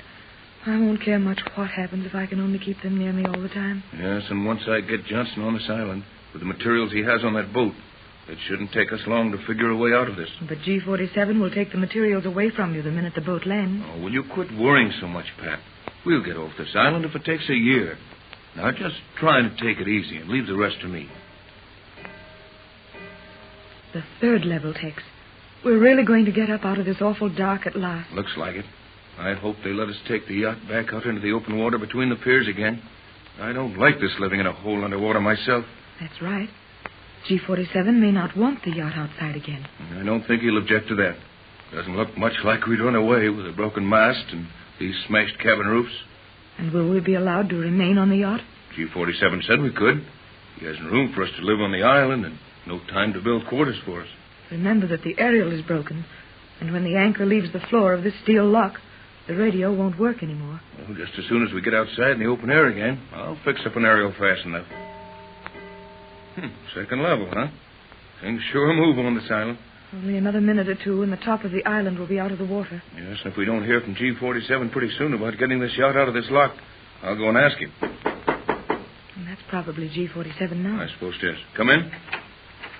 Oh, well, Skipper, come in. And close the door. Island. What about the island? Rising. Yes, Skipper, we know. The island will soon be out of the water. Have you heard whether we're to be allowed to take the yacht out of this lot? Yep. We are to be allowed to take it out? Aye. How did you find out this? The first level. Then the steel control chambers on the surface are coming out of the water now. We'll soon be out. Aye. Did G47 tell you we could take the yacht back out? Yep. Has he been down here on this boat talking to you? Aye. Funny he didn't call on us, isn't it, Tex? Will. He's on the boat now? Aye. Well, what's he doing here? Looking. Looking at what, Skipper? Anchor. What's he looking at our anchor for? Radio. Oh, of course, Tex. He's figured out that the broken aerial wires mixed up in the anchor chain have given us a good aerial. Yeah, and he's probably doing something to it right now, so it won't be any good. Send him in here, Skipper, will you? Aye. And don't tell him you've told us he's on board. Aye. So, the old boy's been sneaking around out there on the deck looking things over. I wouldn't worry too much about that, Tex. He told the skipper we could take the yacht out and anchor it in open water again. Well, I hope it's right away, then. I've got a notion something's going to happen before very long. This will be G47. Yeah. Come in. Oh, G47. Come in, won't you? Oh, thank you. We've been wondering if you wouldn't pay us a visit before long. The island seems to be rising again, and we'd like to take the yacht back outdoors, if you don't mind. Oh, you will be allowed to take the yacht out again. It will make Mr. Johnson feel more at home to be welcomed by his friends. Yeah, some welcome. One prisoner welcoming another to jail. Never mind that now, Tex. Will Johnson's boat be brought in at Pier 5? Will it lie near us? I think that will be advisable. Then, when the time comes for the destruction of these boats, it will be simpler if they are in contiguous slips. Destroy them? Steady, Pat. I expected that remark. The lock gates are opening now, if you care to listen. Oh, Tex, listen. The gates are open. The water levels and the locks are evening up. Sounds good to me. I've had enough of this dark lock. Tex, look, the portholes. You can see the daylight even back here in this lock. Now, the magnets are beginning to actuate this craft. We will soon be in the outer slip. J12C, Jerry Hall on Euclidean submarine to J12C. Hello, J12C. Hello, Johnson. There's Jerry in the sun. Oh, it's good to hear him again. Silence. We must hear this. Hello, Johnson. Hello. Calling J12C. What's the matter, Johnson? We have not been able to raise your boat since we started towing you. Have important orders for landing your boat at Euclidia when we cut loose our magnets at the island. Lieutenant Johnson, there is every possibility his boat will be wrecked on the island if he does not acknowledge and carry out these special orders. J12C. Hello, J12C. This is emergent. Answer at once. Will this transmitter work, Captain? It will if your magnetic ring doesn't stop the beam. It will not. Break Hall at once. Try to speak Johnson. Hurry. The time is precious. Right. Break it, Hall. Break it, Jerry. Bradford on J24Y, calling Johnson on J12C. Let me have it, Jerry. I will now send from the yacht to Johnson. Special orders. G47 on board yacht. Let me have it, Jerry. Okay, Tex. Hello to yacht. All okay here. Go ahead, Tex. I can't raise Johnson. Go ahead. Thanks, Jerry. Hello, Johnson. Bradford to J12C. Hello, J12C. Something must have happened to Johnson's radio. You will continue, Captain. Right. J24Y to Johnson on J12C. Hello, Johnson. This is important. Can you hear me? Your boat is in danger of being wrecked against a steel artificial island unless you talk to the commander of the submarine who is towing you. Get her instructions before she casts your anchor off her magnetic towing fin. J12C. Calling J12C. What can be the matter, Tex? Hello, Bradford. Oh. Hello. Can you get me? Oh, Tex, it's all right. Hey, Tex. I got Johnson here. Can you hear him? Yes, I got him, kid. Let me have the channel now. Hello, Johnson. Getting you fine. What happened? No message from you for so long. Sorry, Captain. My set has been dead. Was not advised we would be towed by magnets, and they paralyzed the set. When I heard the word magnet very faintly, I set about making a crude shield for the set. Okay now. What's the order? Tell him to take his orders from the commander of the submarine. Hello, Jerry. J24Y to Jerry Hall on submarine. Hello, Sub. Okay, Tex. Go ahead. G47 authorizes me to tell you commander of sub is to give orders directly to Johnson. That all, G47? Have the commander advise me speed and distance from island. Commander, Bradford to S1. Yes, proceed, Captain Bradford. Will you give orders to Johnson, then report to G47 on your position and speed? Very good. S1 to Johnson. S1 calling J12C. Go ahead, S1. Johnson on J12C. Ready, S1. Go ahead. We are 15 knots from island. Stand by when within 1 knot of island. I will cut magnets off. You will be released directly opposite opening in the slip you are to use. Have you auxiliary power on board to take yourself in? Last few hundred yards. Reply. Johnson to submarine commander. Have small electric motor. Should be good for 2 miles or more, uncharged, now in batteries. What about this island slip? Have received some wild messages supposedly from there. Is island surrounded by fog ring? Will I need pilot? No, your power will be clear. That is all, Johnson. G47. Commander S1 to G47. Proceed, Commander. Making 10 knots. Position due north of island. 28 degrees, 45 minutes south. Should be at Pier 5 in 90 minutes. Orders? No orders. Proceed as you are. Your instructions to Johnson, excellent. That is all. Very good. Just an hour and a half and Johnson will be here. I'm glad to see him even if he can't help us. I'll be more than glad to get Jerry and Joan out of that submarine. Oh, that'll help a lot. You may expect me again when the boat is near. You may now use your radio as much as you care to. Tex, look, that's sunshine. Let's go out on deck. Right, dear. Come on. A little daylight won't do me any harm. Oh, this is glorious. I've never appreciated the light as I do this minute. Shows up that broken mast and the shattered cabin pretty badly, though. Say, that little pigeon was in his coat when the mast fell. Oh, I wonder if he's hurt. We'll know in a minute. Pat, come here. Look in the coat, quick. Oh, Tex, the little bird isn't hurt, is it? No, but Pat, look. Tex, another pigeon in there, with a message tied to him. He must have arrived the instant the yacht came out. Yes, and that's one of the pigeons from Johnson's boat. We've still got a chance, Pat. There'll be something in that message we can use before Johnson's boat is brought in here. The Magic Island is once more visible above the surface of the sea. That is, it's visible when the ring of magnetic fog is not surrounding it. The Euclidean submarine has brought the captured rescue boat with Johnson and the crew helpless on board to within a short distance of the island.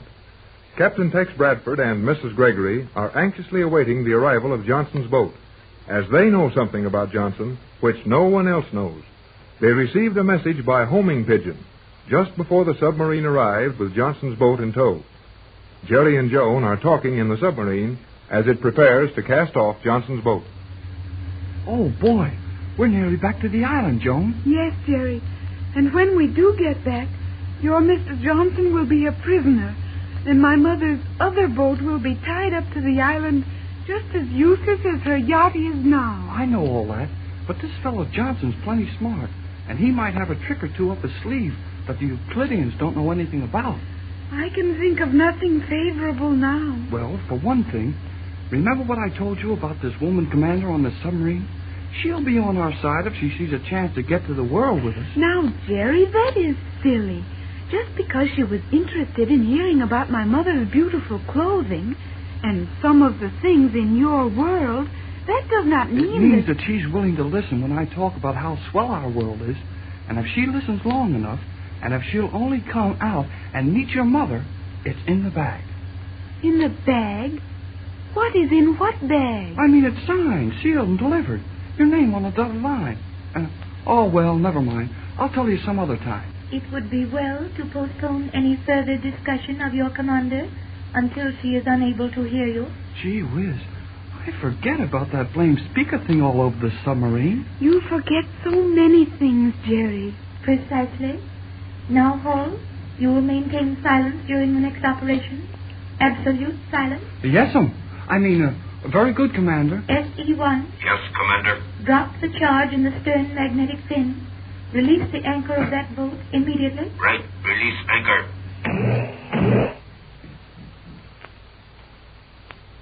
Well done. Set your course in a small circle. Cut speed to 3 knots. We will circle and escort this boat to Pier 5. Speed now 3 knots. Circle with a radius of 100 yards. Correct. Distance from island? 500 yards. Approximately? No, exactly 500 yards at point drop anchor tow. Excellent. Continue circle to position paralleling port side of boat. Lay to at his speed. Conduct him to starboard slip Pier 5. Very good. S1 to G47. Commander S1 to G47. Reporting submarine ES1. All those letters make me hungry for some alphabet soup. Oh, Jerry, you must be quiet. G47 receiving your report, S1.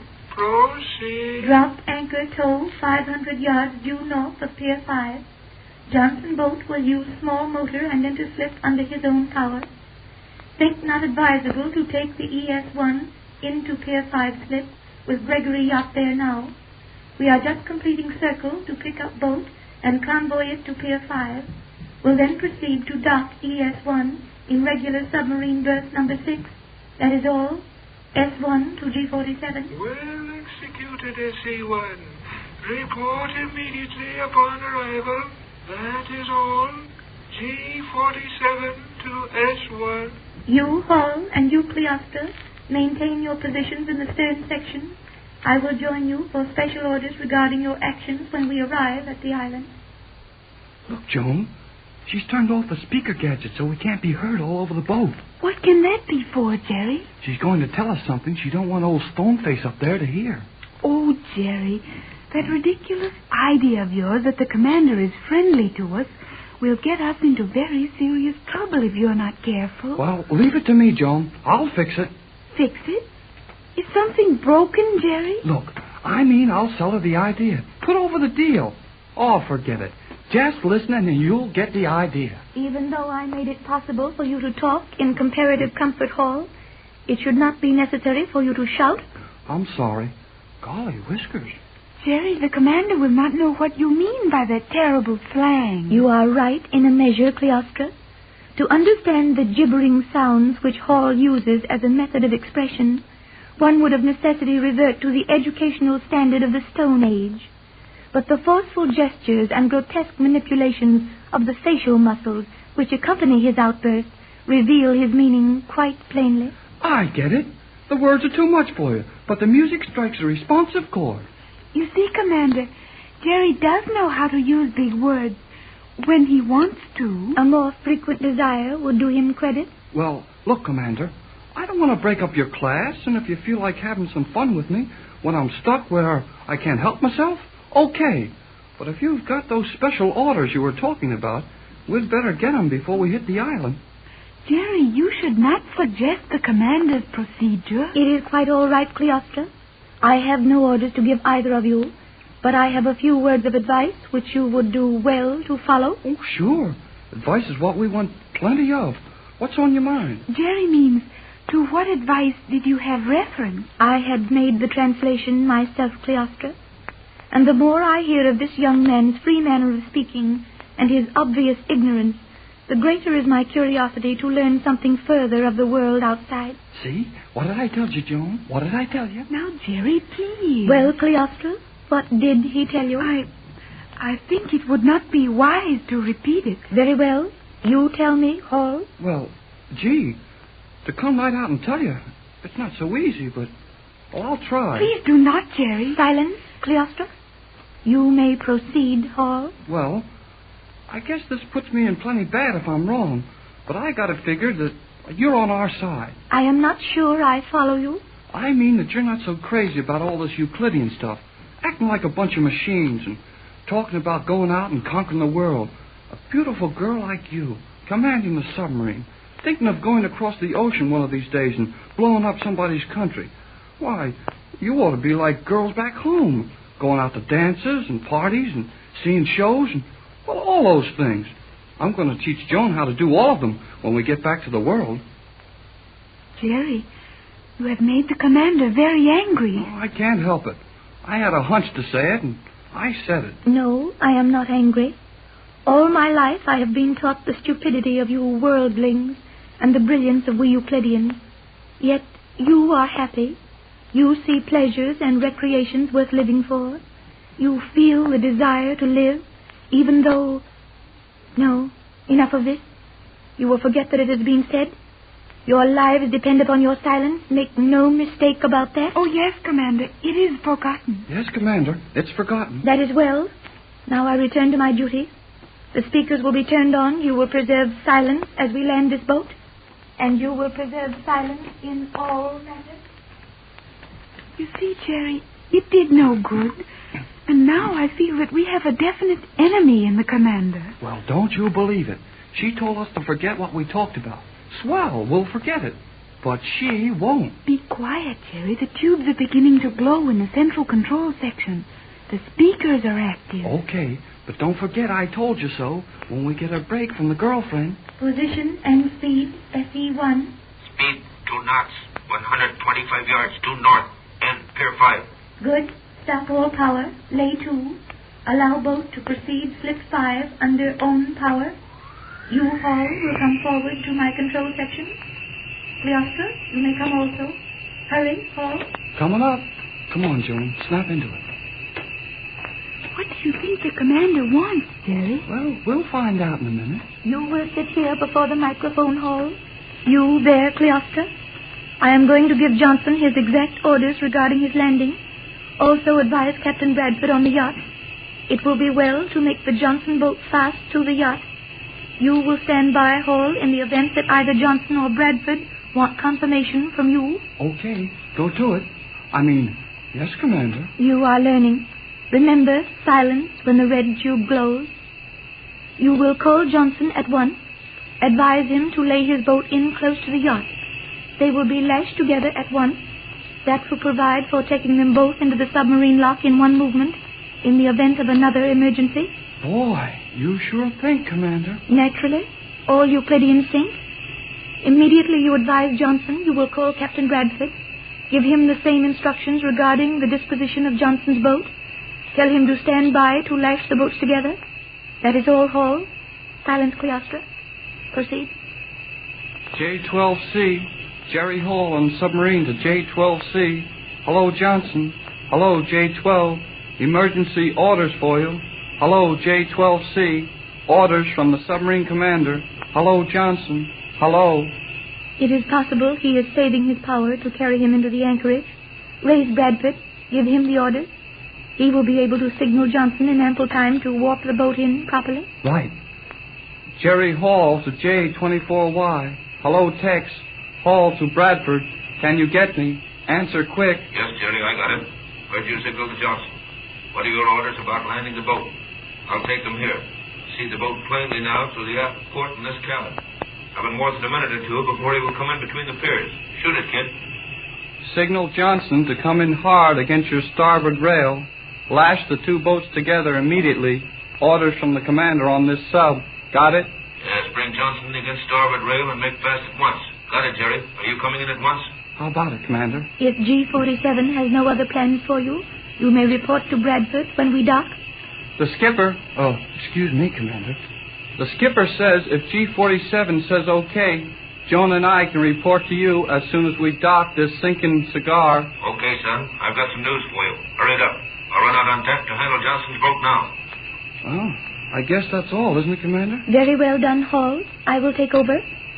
S1 to G47. Commander S1 reporting the ES1. Unnecessary.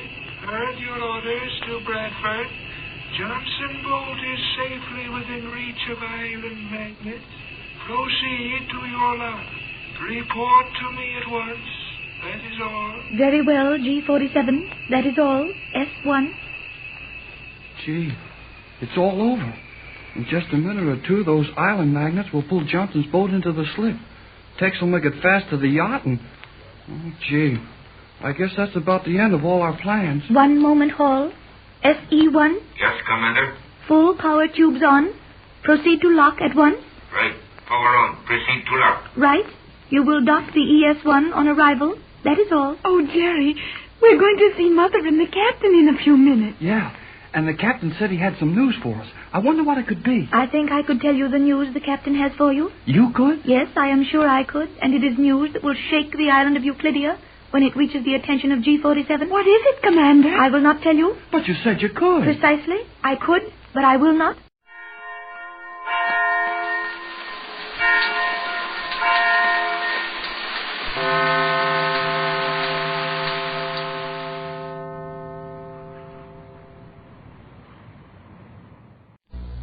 Kellogg's Pep, the super delicious cereal, presents The Adventures of Superman.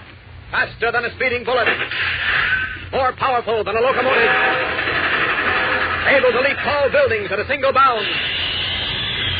Look, up in the sky, it's a bird, it's a plane, it's Superman. Yes, it's Superman. And today, the Man of Steel must find the means of tracing Jimmy Olsen and Lois Lane. We'll join him as Clark Kent in a moment. But right now, let's join a certain young fellow named Rusty, who seems to be kind of discouraged. Let's hear what Dan McCullough has to say to him. Hey, Rusty, what's the matter with you? Why, you've been grumping around here all afternoon. What's the beat? Well, I missed out on something. Something you wanted pretty bad? Yeah, one of those comic buttons Kellogg's Pep is putting out. One I need in my collection. Well, how'd you miss out? Well, all I wanted was to trade with Skinny. That's all I wanted. He went and traded with Sue instead. But Skinny wouldn't leave you out. Well, I've got 2 Smoky Stover buttons, see, and I need a Moon Mullins or a Superman. Yeah? So Skinny goes and swaps Sue as extra Superman for a Smoky Stover. And I wanted that trade. But look, Rusty, did Skinny know that you had an extra Smoky Stover button? Well, no. And did he know that you needed a Superman? No, but... Well, then how could he know that that you wanted him to trade?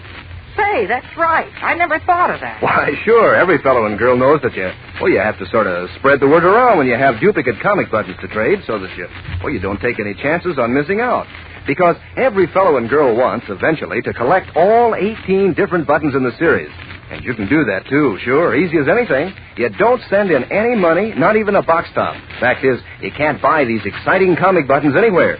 But you'll find one, an exclusive prize, in every package of P.E.P. Pep, made by Kellogg's of Battle Creek. Now, the adventures of Superman. Just as Superman seemed on the verge of learning what had happened to Lois Lane and Jimmy Olsen, who had mysteriously disappeared after Lois's Siamese cat had seemingly spoken to them in a human voice, grim tragedy intervened. A moment after his discovery that the gold wristwatches, presented to the Daily Planet staff by Mr. Grayson, publisher of the paper, contained tiny, ingeniously designed radio receivers, Clark Kent, in his role of Superman, spotted a black funeral hearse speeding away from the vicinity of his apartment. Pursuing it in the dark hours before dawn, he was just too late to prevent a traffic crash in which the driver of the hearse was killed. As we continue now at the scene of the accident, the police have removed the dead driver, and having summoned Perry White and Inspector Henderson to the scene, Kent is pointing out a discovery he made in the wrecked hearse. Listen. Shine your flashlight over here, Inspector. Now, a little more to the right. That's it. Hey, what's this doing in a funeral hearse, Kent? You mean that pilot, John? Oh, what is it? That's a radio transmitter, Chief. A radio transmitter? That's what it is, all right. What's left of it? But what would... Wait a minute. You said you saw this hearse near your apartment tonight, Kent. Yes, I noticed it speeding away after Lois's cat stopped talking. Oh, then this transmitter could be the one that... That's right. There's no doubt about it. No doubt about what? It's the cat's voice. Uh-huh. The cat's voice. We haven't had a chance to tell you yet, Inspector. Lois's Siamese cat spoke to me tonight. What? Yes, it told Kent I was responsible for Lois and Jimmy's disappearance, and that I intended to get rid of him, too. It wasn't really the cat speaking, of course. It was... It wasn't. Great Chief Hostess. Can't you make up your mind? Well, perhaps I'd better explain. Perhaps you'd better and make it good. I can't make it any better than it is. The human voice that Lois and Jim and Mr. White thought came from the cat was broadcast from the shortwave radio transmitter in this funeral hearse. And it was received by our wristwatch. By your what? Now, look, is there something wrong with your hearing, Inspector? No, but I think there's something wrong with your head. Now, look here, Wait a minute. You see, Inspector, the four of us, Mr. White, Miss Lane, Jim Olsen, and myself, received gold wristwatches for Christmas. Mr. White's and mine, and I'm sure Miss Lane's and Jim's, too, were equipped with tiny radio receivers. Are you kidding? Oh, show him, Ken. I'm just going to. Here, wait a minute. You can see for yourself, Inspector. There, I'll just remove the back of this watch. There. Shine your flash on it. Great Chief Hostess. See it? Those little glass gimmicks are the tube. Right, and that's the speaker amplifier. Yes, you're right, Kent. This is a miniature receiving set. Of course it is. It picked up the voice that was broadcast from this phony hearse. And when Miss Lane was alone with the Siamese cat, and later when Jim was, and then Mr. White, they thought the cat was speaking. Oh, it almost drove me out of my mind. That probably was the purpose of the whole thing. What do you mean, Kent? I believe the talking cat, voices in the deserted house on Myrtle Drive, and all the other hocus-pocus was deliberately planned to confuse us and make us think we were losing our reason. Say, wait a minute. You said somebody gave you these wristwatches for Christmas. Uh-huh. Who was? Mr. Grayson, the publisher of the Planet. John W. Grayson? Yes. Oh, but he can't be mixed up in anything like this. Of course not. Look, Inspector, the motive isn't the important thing right now. We've got to find out what happened to Jim and Lois and where they are.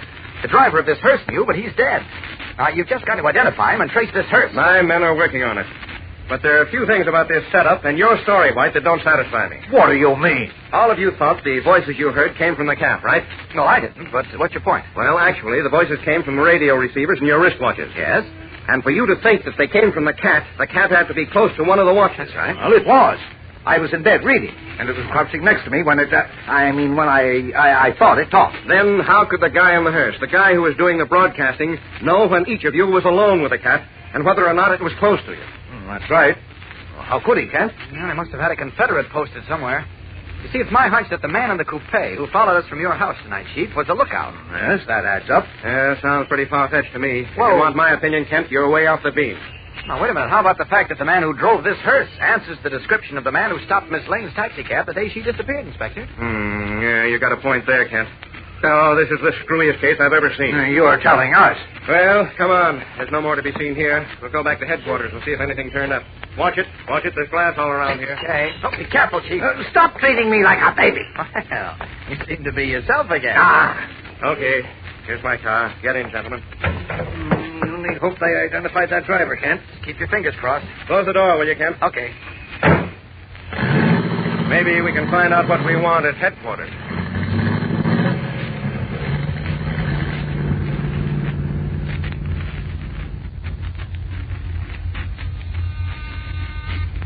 Yes, Inspector. I'm in my office with Mr. White and Mr. Kent. I don't want to be disturbed. Detective Healy is calling from the criminal record room, sir. Okay, put him on my private wire. It's Healy. We may have something. Yes, Healy? What? Oh, I see. How about the driver? Uh-huh. Well, stay with it. Right. Any luck, Inspector? Yes, but it's bad. The license plate on the hearse was stolen, so we drew a blank there. No. What about the driver? Haven't been able to identify him. Then what are we going to do? Well, I think we'd better pay Mr. Grayson a visit and find out where he got those watches. Looks like our last hope. Let's go. If you think Mr. Grayson's mixed up in this, you're both crazy. He sent you the watches, didn't he? Yes, but... Oh, you mean... We want to know where he got them. And if he knew about the radio receiver still into them, and one or two other things. Here.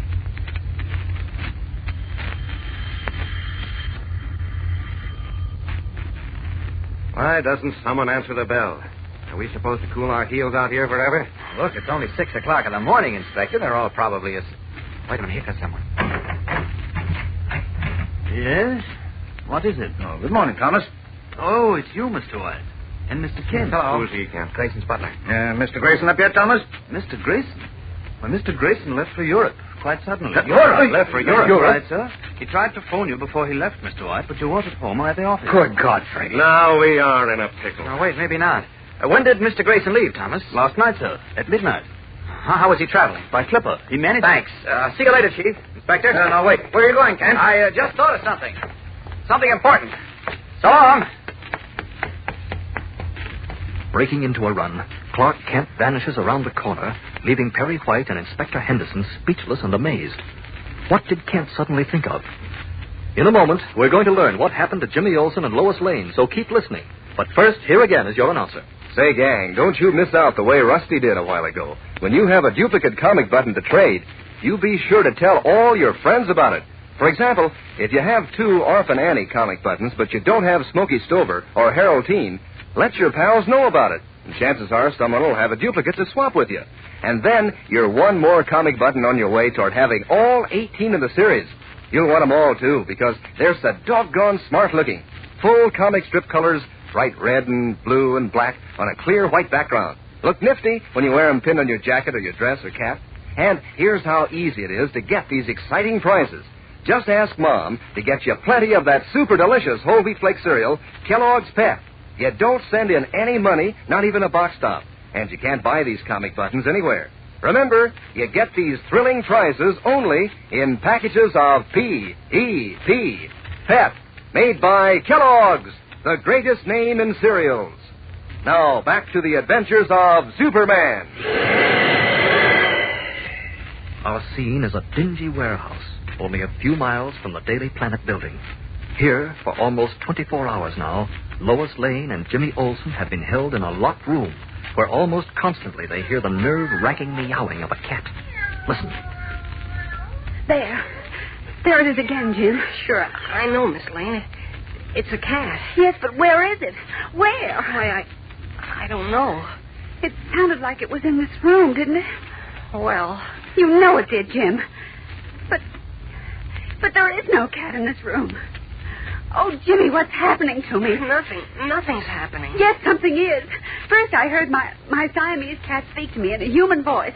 And then... Well, I heard it, too, and so did Mr. White. I don't believe it. I don't believe you. You're just saying it to try and make me feel better. No, I'm not. Mr. White and I did hear it. But it's some kind of a trick, like Mr. Kent said. Why should anyone play a trick like that on us? I don't know, but I'm sure that's what it is. I told you what happened to me when I was with Mr. White in that deserted house last night. I fell through a hole in the floor or something, and somebody grabbed me. I couldn't see him in the dark, but I felt him. That's how I know Mr. Kent is right, that it's a trick and not anything, well, spooky. But what happened to me? I was in a taxicab in broad daylight going to Lucille Markham's house in Forest Heights. And the next thing I knew, I was in a pitch-black room, and that same voice, the voice I heard coming from the cat, kept telling me what to say, to call for help. It said that Mr. White would hear me and help me. And I was so... The cat again. Do you hear it? Sure, but... You don't. You don't, only I hear it. I know it. Now, please, Miss Lane, you gotta pull yourself together. You've just got to. I don't know what this is all about, but there's nothing wrong with you. But even as Jimmy makes a desperate attempt to console Lois and assure her that nothing is going to happen to them, in a room above the one in which the 2 Daily Planet reporters are being held, a plump, middle-aged, pasty-faced man smiles as he listens to Jimmy's voice coming to him over a dictograph. You gotta believe me, Miss Lane. You just gotta. Nothing's gonna happen to us. Why, Mr. Kent and Mr. White and Inspector Henderson, the whole police force must be looking for us right now. And it won't be long before they find us. So, you gotta just hang on. Smiling, the pasty-faced individual reaches out and flips the switch of the dictograph, turning it off. Then, facing his companion, a younger man with tiny pig eyes, thick lips, and massive shoulders, he nods as though in satisfaction. Who are these 2 men, and why have they launched a campaign of fear and terror against Lois, Jimmy, and editor Perry White? What do they hope to gain? Well, you can be sure they'll gain nothing, because Superman is on their trail, and it won't be long now before the trail ends. Tomorrow, we approach the smashing climax of the mystery of the talking cat, so don't miss it. Tune in, same time, same station, for tomorrow's exciting, thrill-packed episode in The Adventures of Superman. Faster than a speeding bullet. More powerful than a locomotive. Able to leap tall buildings at a single bound. Look, up in the sky. It's a bird. It's a plane. It's Superman. Fellows and girls, be sure to follow the adventures of Superman. Brought to you every day, Monday through Friday. Same time, same station, by the grand old Kellogg Company of Battle Creek. And for other thrilling adventures of Superman, see your local newspaper. Superman is also a copyrighted feature appearing in Superman DC publications.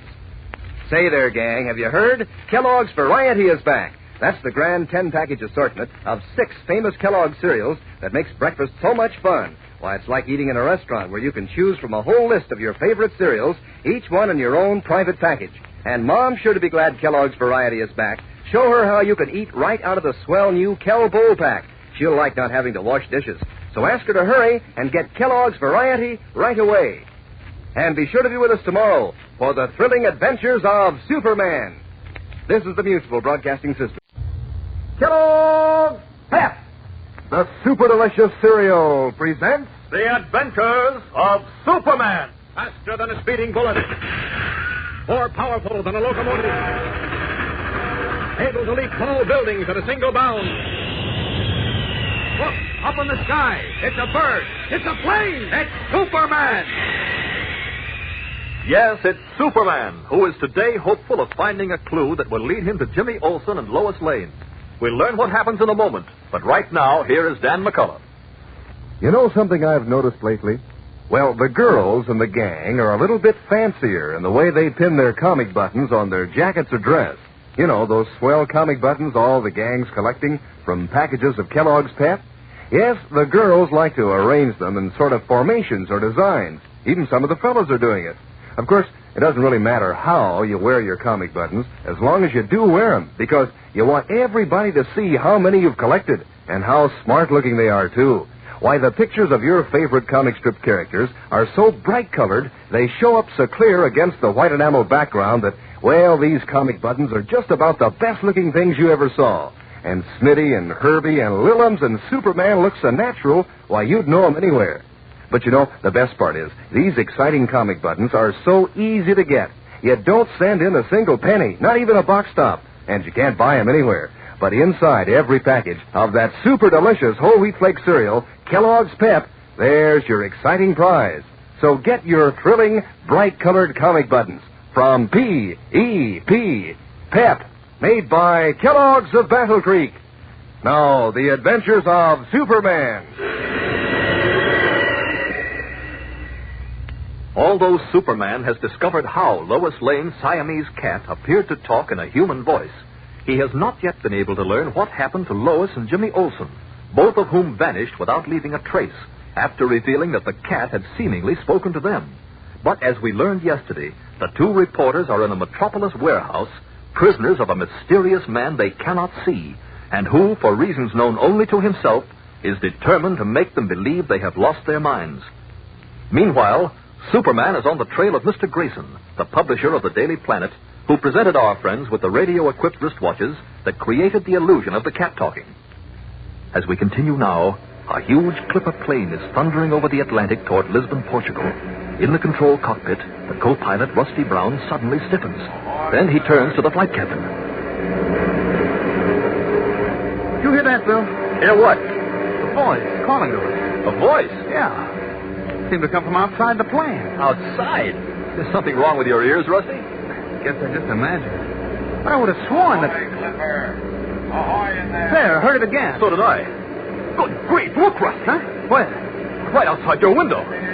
Great snakes. It's Superman. Superman? Open the window. I can't believe it. Hurry up, get the window open. Come on in, pal. Well, I hope I didn't startle you fellas. Rusty here will never be the same. You can say that again. Look, Captain, there's a man aboard named Grayson. It's very important that I see him at once. Did you say Grayson? Yes, he's sitting on the right-hand side of the aisle, third seat back. If you don't mind, I wish you'd call him in here. I'm afraid if I stepped into the cabin, there'd be a lot of commotion. We're not supposed to allow passengers up front. I know. I guess it'll be all right. Call him, Rusty, will you? Grayson, third seat back. Check. Well, what do you know? Oh, Mr. Grayson, will you step in here, please? That's John D. Grayson, the newspaper publisher, isn't it? That's right. What's he been up to? Nothing, I hope. Right in here, sir. What is it? Take a deep breath. What do you mean? Is something wrong? I wanted to see you, Mr. Grayson. What? Why, who are you? Believe it or not, it's Superman. Superman? Good heavens. Look, Mr. Grayson, you sent identical wristwatches to Perry White, Jim Olsen, Lois Lane, and Clark Kent, right? Yes, for Christmas. Why? Where did you get those watches? I bought them. Where? At Now, look here. Why are you asking me these questions? Because Miss Lane and Jimmy Olsen have disappeared, and my only chance of locating them depends on you. Disappeared? How? When? Please, Mr. Grayson, just tell me what I want to know. Every second counts. Where did you buy those watches? Why, I bought them at Kreutzer's. Kreutzer's? Yes, he told me he'd just gotten his first shipment of new watches since the beginning of the war.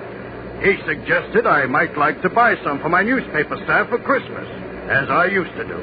They were quite beautiful, so... Where and what is Kreutzer's? It's a jewelry store in High Meadows, the suburb where I live. Oh? But tell me, what is this about Miss Lane and Jim Olsen disappearing? No time now, Mr. Grayson. Excuse me, Rusty. Yeah, sure. So long. Out! And away! Leaping from the window of the huge clipper, Superman veers in midair and streaks back across the vast Atlantic to the fashionable village of High Meadows, a suburb of Metropolis. Once more in the guise and garb of the mild-mannered reporter Clark Kent, he enters a small jewelry store on the village square. Behind the counter, a thin, stoop-shouldered man is arranging a tray of rings. Good morning. Are you Mr. Kreutzer? Yes? What can I do for you? Why, there seems to be something wrong with my wristwatch. Will you look at it, please? Yes. What's the matter with it? I don't like the reception. I beg your pardon? The radio reception. I can only get one station, and all that it seems to broadcast is the voice of a cat. What? You heard me. The voice of a cat. I don't understand you, young man. This is a watch, not a radio.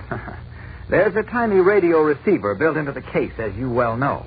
Open the case. It might refresh your memory. My memory? Yes, go ahead. Open it. Why, yes. I certainly will. A radio receiver, you say? I can't imagine such a thing. There. Let's see. Why, there is what looks a radio set here under the movement. Mm-hmm. That's exactly what it is. Does this really receive a radio program? Just one, which I'm tired of. That's why I brought it back to you. I'd like you to fix it so I can hear my favorite program. Lois Lane and Jimmy Olsen. Lois Lane and Jimmy Olsen?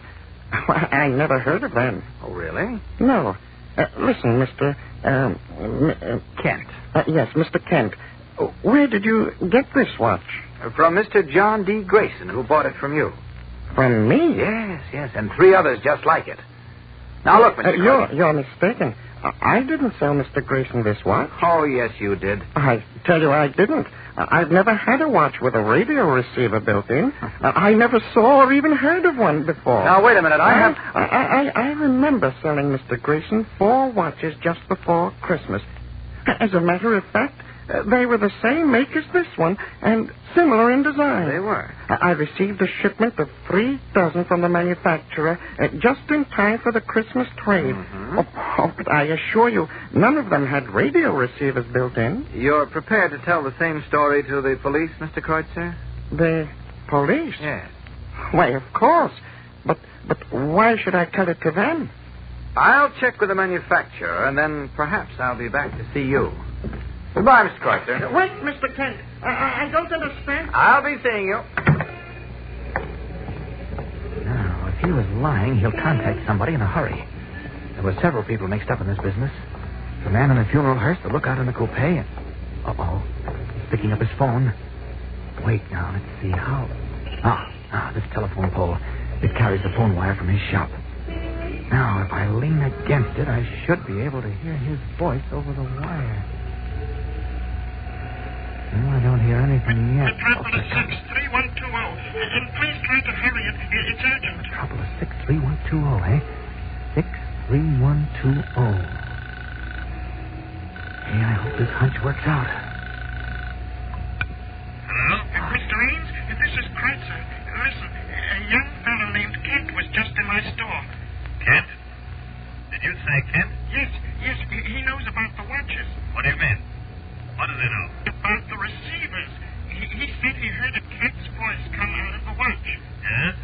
What else? He said he wanted me to fix the radio so he could hear Lois Lane and Jimmy Olsen. Yes, go on. And he said he was going to check with the watch manufacturer and then come back to see me with the police.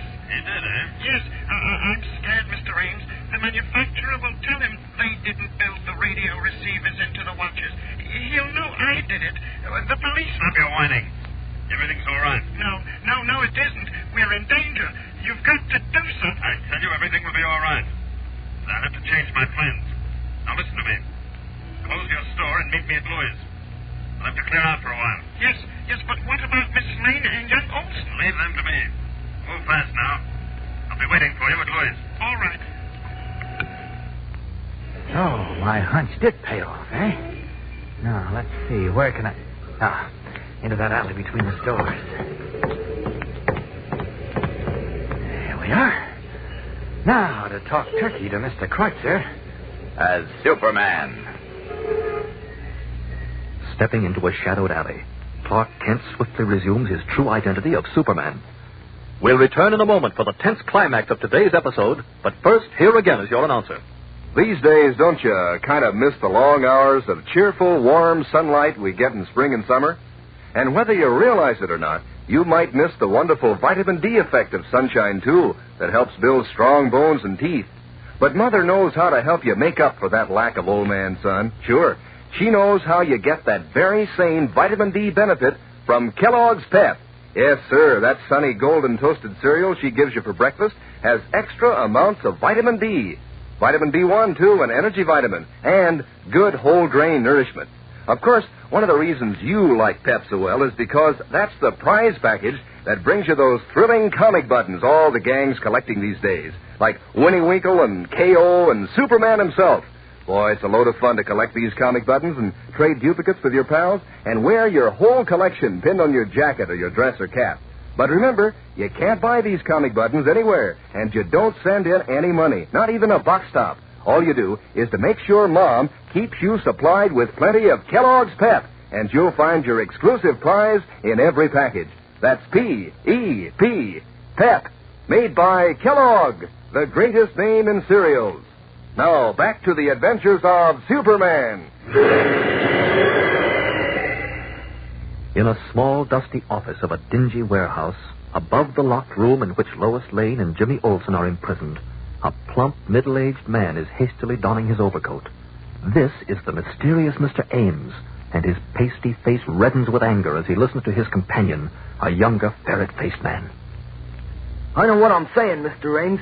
We ought to turn Miss Lane and Olsen loose. Oh, no, we won't, Hubbard. But that reporter, Clark Kent, he knows about the wristwatches now. So what? Well, he'll go to the police, and they got our funeral hearse with a shortwave transmitter in it. If they trace that and the watches to us, we're dead pigeons. Hubbard, by the time they trace anything to us, if they do, we'll be far away from here. They'll hunt us down. Stop worrying, Hubbard. Neither the police nor Clark Kent will ever be able to prove that we had anything to do with the disappearance of Miss Lane and Jimmy Olsen. What do you mean? Well, if we're caught with them... We're not taking them with us. Well, then what? You don't figure to leave them locked up here for the police to find and question. I said to stop worrying, Hubbard, and leave everything to me. Now get your coat and hat and follow me. Hurry. Puzzled but obedient, the ferret-faced Herbert follows Mr. Ames from the dingy office. What did Ames mean when he said, "Leave everything to me"? What is he planning to do? And what of Superman, who overheard the conversation between the jeweler and Ames and is probably even now soaring high above the city in an effort to find Jimmy and Lois? Monday brings the smashing climax of the mystery of the talking cat and the beginning of a new story. You won't want to miss it, so be sure to tune in then, same time, same station, for the adventures of Superman.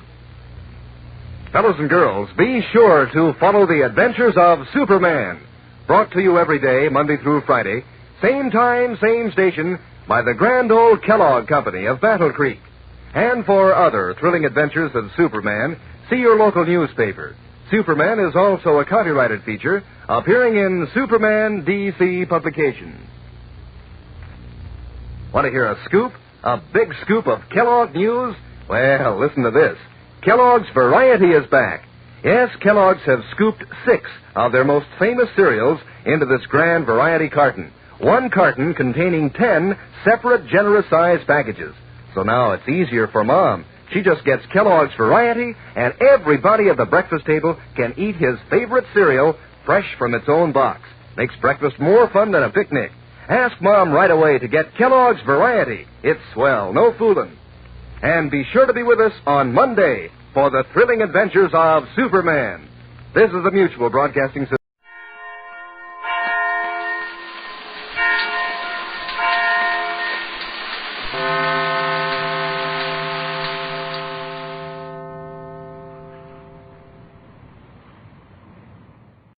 Tired of the everyday routine? Ever dream of a life of romantic adventure? Want to get away from it all? We offer you Escape! Escape, designed to free you from the four walls of today for a half hour of high adventure. Tonight, you are swimming for your life in the dangerous waters off the Florida Gulf Coast, about to be smashed by a launch carrying a vicious criminal who must kill you or die himself. And on shore, 500 yards away, the police are waiting to arrest you for murder. And there can be no escape.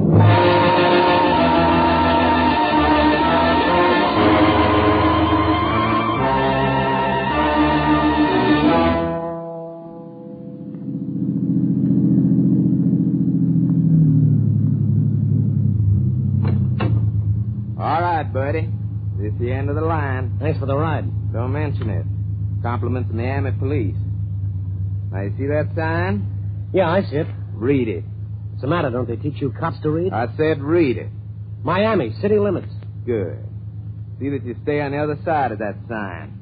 We don't take kindly to bums down here. I tell you, I'm not a bum. I came down here to take a job. Sure. You guys always have jobs. That's why you come down and sleep in our city parks as soon as it gets cold up north. Well, now get going. And keep going. And don't come back.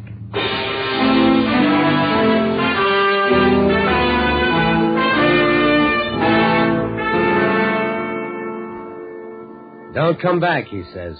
Fat chance. One night on the streets and you're a vagrant. They give you a cot in the city jail and some coffee and spud nuts in the morning and escort you out of town. Every step I took was away from that place, and that was all right, too. They could have their sunshine and their orange juice. All I wanted was a ride north, anywhere north. But one after another cars passed me up until my thumb got tired. I walked almost all the way to Fort Lauderdale. I got a ride into Pompano, and I hooked it again. It was getting hot. Took off my jacket and carried it. It was near Delray Beach that the big new Nash sedan swooped down around the curve from the opposite direction. And suddenly, it blew a tire. The car swerved, careened across the white line, and was coming straight at me. I jumped out of the way and ran, my heart pounding like crazy. And then the car stopped miraculously, right side up. There was some driving. I walked back to it. There was a red-headed girl in the driver's seat and a man beside her. The man's face was cut. Darling, you're bleeding. You're parted. It's nothing. I just hit the windshield. Can I help? Yes. You can change the tire. If you do it fast, there's $5 in it for you. You all right? It's just a cut. It's nothing. Look, we're in an awful hurry. Oh, sure. Where do you keep the tools? Oh, in the back. Here's the key. I'm sorry I scared you. I couldn't help it. The car got out of control. You sure know how to drive. Oh, look at that tire. It's a mess. Will it take long to change it? No, not very. Oh, it's certainly lucky for us that you were right here to help us. Where are you going? Well, I was trying to hitchhike. The only ride I got was on the back of a fish truck. Where are you hiking to? Any place but Miami. What's wrong with Miami? Oh, nothing. It's a great town. But the cops don't like you if you don't have a job. I should think a good-looking man like you could get a job. Seems to me that... I'm coming. Good-looking man like me. It's funny she should say a thing like that. And that was what I was thinking about her. Oh, she was beautiful. She was the most alive person I'd ever seen. And yet, she was controlled like a member. As I worked on the car, putting on the spare that cost more than the suit I had on my back, I got to wishing that I could afford a car like that, and a girl like that. And I wondered about the guy it all belonged to. He was used to being waited on, you could see that. He sat in the front seat, and the girl sat close to him. Every now and then she'd look back at me and smile. Couldn't hear what they were talking about, and I was glad. Because I suddenly didn't want to know what he said to her. Ah, a jerk, that's me, a daydreaming jerk. How are you coming? Oh, I'm through. What's your name? It's Joe Mazurka. Would you like to go to Miami with us, Joe? Oh, I can't go to Miami, not without a job. That's what I mean. You want a job, don't you? Well, fixing tires? No.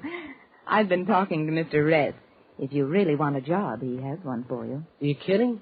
He has a job for me in Miami? Would you like that? Oh, boy, would I. Then put the tools away. Come on, let's go. Oh, wait a minute. There's something I want you to know. I had a job. I came down here to take the job as swimming instructor at the Bay Club, but I was a day late and the job was gone. Oh, so that's how you got those shoulders. Swimming. Oh. Well, I just wanted you to know that I'm not a bum. Of course you're not a bum, Joe. Whatever made you think I thought you were? And, we haven't got all day. Come on, he's getting impatient. Yeah, but the job, what kind of a job is it? Mr. Ress will tell you about it on the way in. But You want to go to Miami with us, don't you? Yeah, I sure do. Then come on, let's go.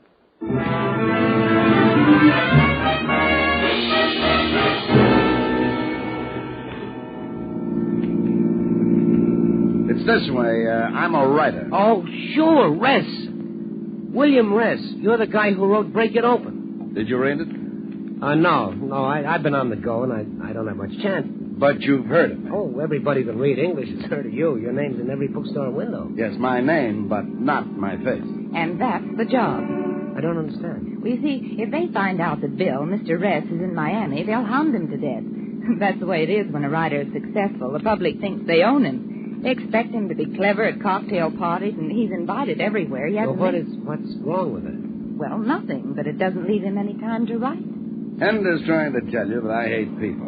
All this social claptrap. I want to be left alone so I can work. I still don't see how I fit in. Well, you'll be me. That's how you'll fit in. You'll be Bill Ress. I'll be you? All right. Let's put it this way. You'll be my alter ego. There'll be two of me. You'll handle the social end while I lock myself in someplace and write. Yeah, but I don't look like you. Not a bit. What's the difference? Nobody knows me down here. Yeah, but... Look, do you want the job or don't you? I don't know. It's a pretty crazy job.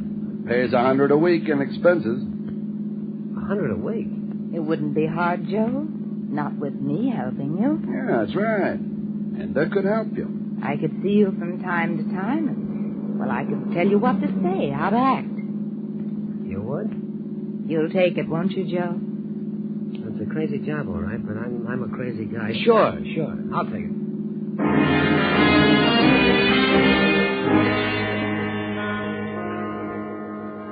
They coached me all the way into Miami. I memorized facts about him. Where he went to college, what he ate for breakfast, how he felt politically. But there was one thing he didn't tell me, and it was the one thing I couldn't ask.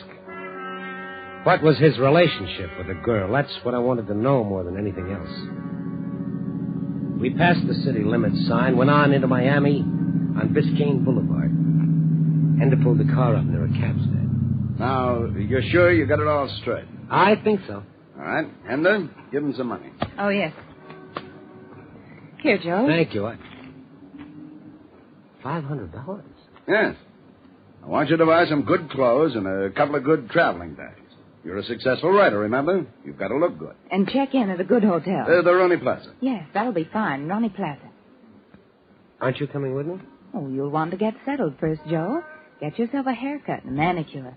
I'll see you tonight. But what if I should have to get in touch with you before that? Why? Why would you want to get in touch with her? Oh, well, you know. Ask some questions about you in case something comes up all of a sudden. All right. If you need me sooner, you can call me. 99730. Give me your pen, Bill. But don't bother us unless you have to. No, I won't. And, Joe. Yeah. You'd better pick up a copy of Mr. Ress's book. It might be rather embarrassing if you didn't know what it was all about.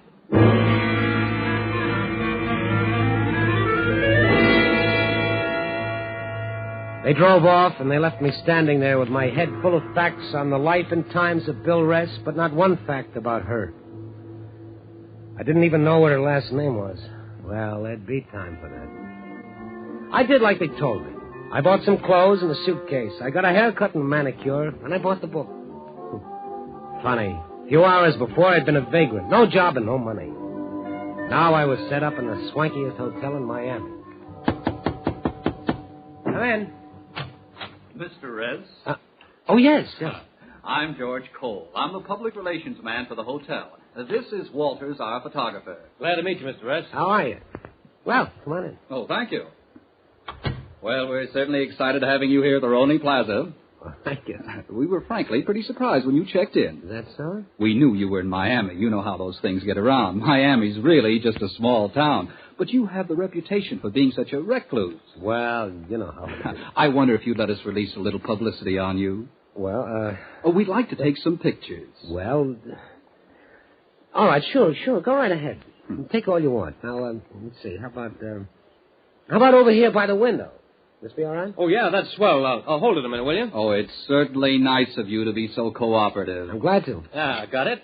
Now then, over this way, please. Walters, I think it would be good to get one of him autographing his book. I took the liberty, Mr. Ress, of bringing up a few copies. Oh, would you autograph them for some of our guests? Yeah, all right. Have you got a pen? Oh, certainly. Here. There, now, that's just fine. Hold it. Oh, thank you very much. Would you autograph this one to Herman and Betty? To Herman and Betty? Mm-hmm. Yeah. Oh, shall I get it for you? Oh, no, thanks. Yeah? Are you Bill Ress? That's right. I'm Arnold Springman. Well, what can I do for you? Do for me? That's funny. I beg your pardon? So you don't even remember my name. Springman. Arnold Springman. Think hard. What do you want?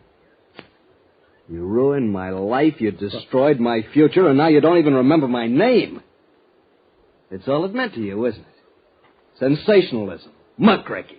What do you care if you break a man so long as your book sells? Now, look, you've got the wrong idea. I guess we'd better be going, Mr. Ress. Come on along, Walter. No, you wait. I want witnesses. I want the world to know that I'm the one who got rid of Bill Ress. Now, wait a minute. I'm going to kill you. Kill? Oh, no. Put that gun away. Oh, don't shoot, don't. Oh, Mr. Ress, are you all right? Oh, yes, I'm all right. Oh, my. It took a lot of courage wrenching that gun away from him like that. You ruined my life. Well, you get the house detective and get this guy out of here. Oh, yes, sir. And you get out, too. Oh, yes. Don't send anybody up to my room again. Understand? Yes, sir. Nobody. No, sir. Oh, come along, you. Operator. This is the operator. This is Bill Ress in 416. Get me, let me see, 99730. Yes, sir. Thank you.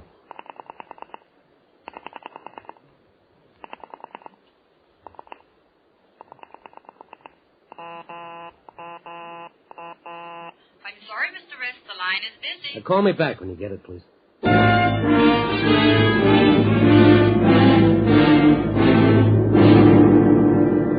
As I waited for the operator to get hand on the line, I leafed through Bill Ress's book. The name Arnold Springman hadn't meant anything to me, but on page 5 it began to mean a lot. He was a small-time political campaign manager, crooked as a broken finger, and Ress's book had exposed him. That's what the book was, an expose of dozens of politicians, large and small, and every one of them had plenty of reason to get rid of Bill Ress. Dozens of potential killers. I realized the spot I was in. I was the clay pigeon for a political muckraker. Hello.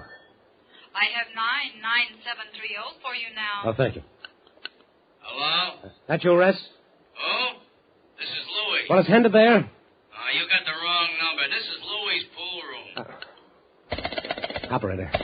Operator. Yes, sir? That was the wrong number. Dial it again, please. 99730. Right away, sir. Good, I'll hold the phone.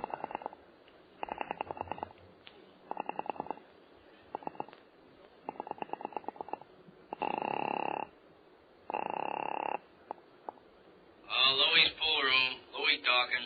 Is this 99730? Oh, it's you again. Yeah, this is 99730. Is Bill Rest there? Never heard of him. Are you sure there isn't a girl there by the name of Henda? Tall, slender, red hair? Look, buddy, the dames have invaded the bowling alleys, but the pool rooms they ain't touched yet. And for that, I'm thankful. But she gave me this number. Buddy, for my dough, she gave you the runaround. I couldn't believe it. But why not?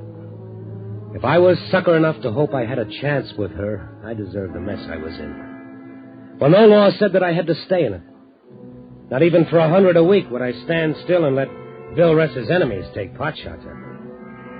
I grabbed my hat, my new $15 hat, and I walked out of the room, took the stairs to the lobby, and went out the side door of the hotel. It was at the corner I heard the newsboy. Bill Rest dead. Dead? Paper missed the latest edition, just hit the street, all about the Rest murder. Yes. Give Gee, it I'll back. thank you. Extra, read all about it. Also killed Bill Rest. Bill Rest dead.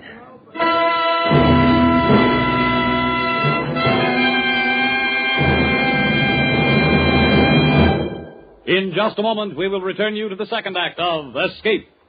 But first, suppose Junior has cut the telephone wire with your pet jackknife or kitchen shears. That's no reason for not listening to Sing It Again.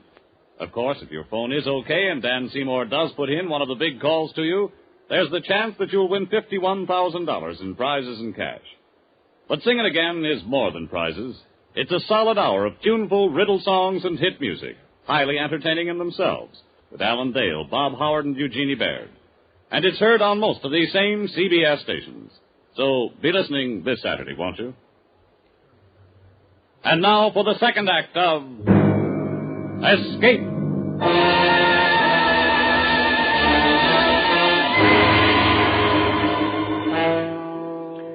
I stood there holding the newspaper that said the man I was impersonating had been murdered. I was on the spot and I knew I had to do something fast. But suddenly it was done for me. Joe! Huh? Over here, Joe! Henda. Hurry up, get in. I'm blocking traffic. I tried to get you. That number you gave me, 99730, that's a pool room. 99730. Oh, Joe, no, it's 99703. Oh. Well, anyway, he's dead. The newsboy's yelling that he's been murdered. I didn't dream it'd work out like this. Who killed him? I don't know. A lot of people hated him. I know that. One of them took a shot at me. At you? Did you tell anyone you were Bill Rest? Did I tell him? Of course I told them. I signed the register. I autographed some books. They took my picture. Oh, that's terrible. But you told me to. I know. Well, what does it mean? I'm all mixed up. Well, they'll think you did it. You can't go back to the hotel. Where are we going? Matecumbe. They won't find you there. Matecumbe? What is that? It's an island, one of the keys. Well, wouldn't it be better if I went to the police? I haven't done anything wrong. You impersonated another man. You signed his name. And now he's dead, murdered. How will that look for you? Yeah, but that was my job. You were there. You heard him hire me. You can tell them that... Well, can't you? No, Joe. That's just the trouble. I can't tell them anything. I don't get it. Why not? Bill was married. Oh, he was going to get a divorce, but he was still technically married. He was going to marry you? Yes. But nobody knew about me. I never met any of his friends. Nobody ever saw us together. As far as the world is concerned, I don't even know Bill Rest. You see, Joe, I wouldn't be a very good alibi for you. I've got to keep out of this mess, too. I see.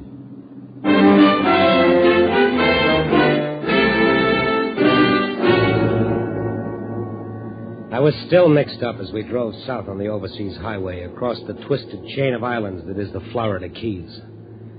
The air was fresh and sharp off the sea. The sun was just setting. Riding there beside this gorgeous girl, I couldn't honestly say that I was sorry Rest was dead. In a cockeyed sort of way, I was glad. It was at an isolated spot on one of the islands that she pulled off the highway into a deserted lane that ended in a dock. There was a corrugated sheet metal shack at the end of the lane. She pulled the car into a shed. This is Lower Matecumbe. Doesn't look like much. And there's the yacht out there. Yacht? Oh, didn't I tell you we're going out in the yacht? But you said we were going to stay at Matecumbe. This is still Florida, all the way down to Key West. You'll be safer on the yacht. It belongs to a friend of mine, Ernie Castillo. He'll take good care of us. Yeah, but where is it going? Oh, it isn't going anywhere. Ernie gets seasick, so he just keeps it at anchor all season. Oh. And, how are we going to get out to it? That's strange. The speedboat was supposed to be waiting here for me. Well, come on, let's go into the saloon. I'll phone them.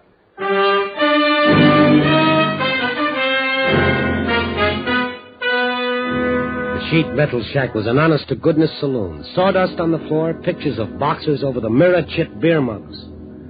The only actual modern note was the radio, and that was an old Atwater Kent. The saloon was presided over by a talkative Cuban. Cerveza? You want another glass, maybe? No, thank you. I'm just waiting for the lady to make a phone call. Then better you have cerveza. When a lady goes into a phone booth, goodbye, you wait. I like radio music. I like fish fishing. What do you like? Well, Amberjack, they call me. Amberjack is good guy, it's good fish. But bonefish I like best. News bulletin. In connection with the murder of Bill Rest, the police... Bonefish is a tough baby to crack. ...built young man of about 26 or 28 who has been posing publicly as the author. He was last seen at the Raleigh Plaza Hotel, where he was wearing a gray flannel suit and a dark red tie. He is about 6 feet tall, muscular, with light wavy hair and dark eyes. The police are watching every avenue of escape out of Florida. If you have any information leading to his whereabouts, please notify your local police. The police all the time look for somebody. Gray suit, dark tie. Could be anybody. Could be you. Yeah. I like to be police. All the time ride the motorcycle, go fast like anything. Joe. Yeah, I'll be seeing that. Come again, young fellas. Always got plenty of surveys. Joe, come on, the motorboat's here. Henda, I'm going to go to the police. Joe, you can't do that. Why, Henda, why? Did you kill him? Did I? Of course I didn't. Why do you ask that? Well, then you've got to come with me. You've got to make him believe me. But I can't. Oh, here comes the man Ernie sent in with the speedboat. Come on. Oh, no, Henda, you've got to help me. You ready to go, Henda? Yes, Chuck, we're ready. No, we're not. Go on back to the boat. I don't take orders from you. I'll get lost. Don't be stubborn, Joe. He came to get us, and we're going with him. Well, maybe you are, but I'm going back to Miami. Oh, no, you're not. What? Show him what I mean, Chuck. Sure, glad to.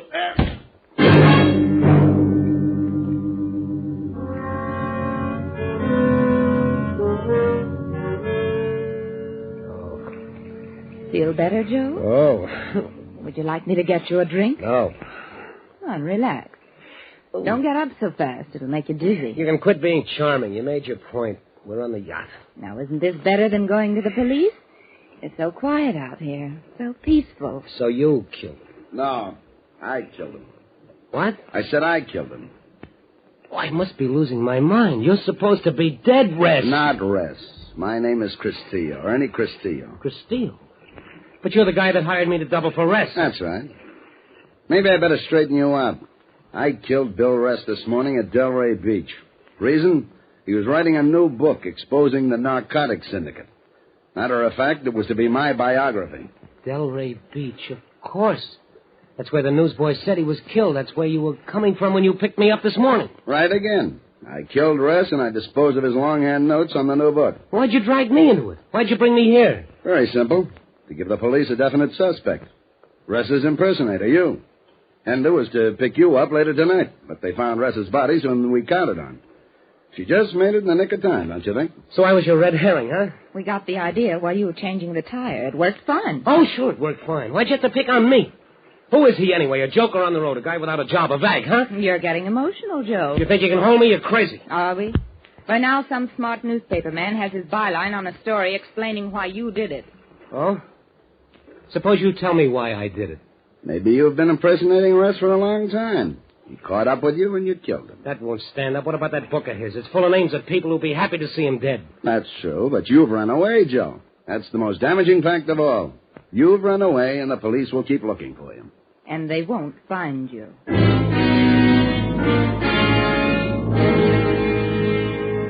There had been just the three of us on deck, and now I was conscious of others. 2 or 3 men, including the one who had slugged me. They were securing the motor launch to the deck. Even as they worked, I could feel them concentrating on me. It was like waiting for someone to give a signal. What's that? What's that noise? The anchor. The anchor? We're sailing? Right out to sea. The last voyage, Joe. Way, way out to sea. The engine started up and the yacht began to move, nosing into the Atlantic.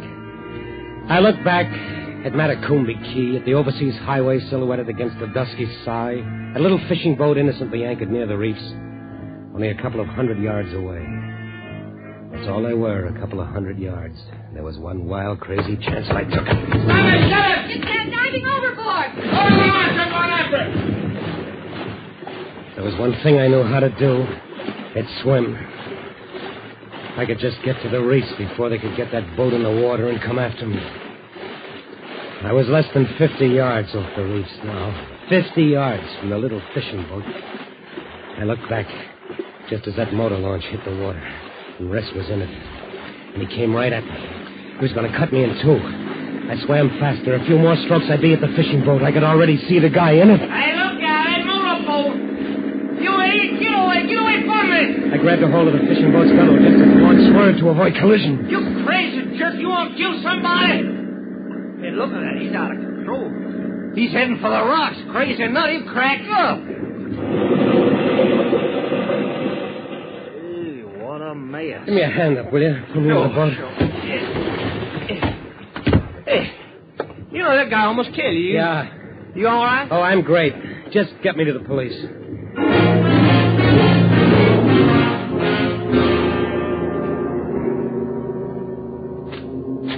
Here he is, Lieutenant.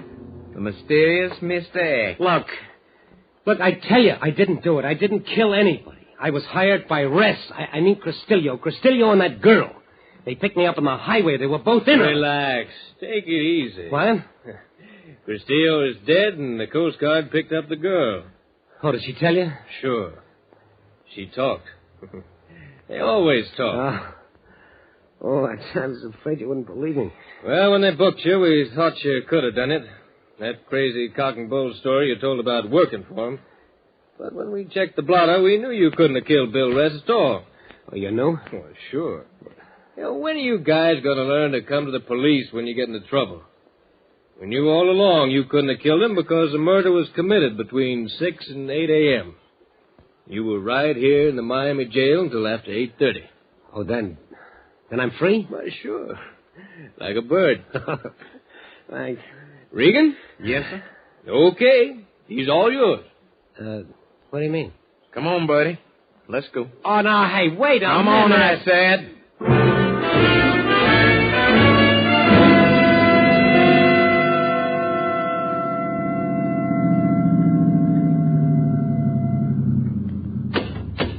Okay, buddy. See that sign? Yes, I see the sign. It says Miami City Limits. That's right. Now, wait a minute. I know. You want me to stay on the other side of that sign. Is that it? Yeah, that's it. Now get going. Keep going. And don't come back, yeah? Because the next time you're liable to get yourself in some real trouble.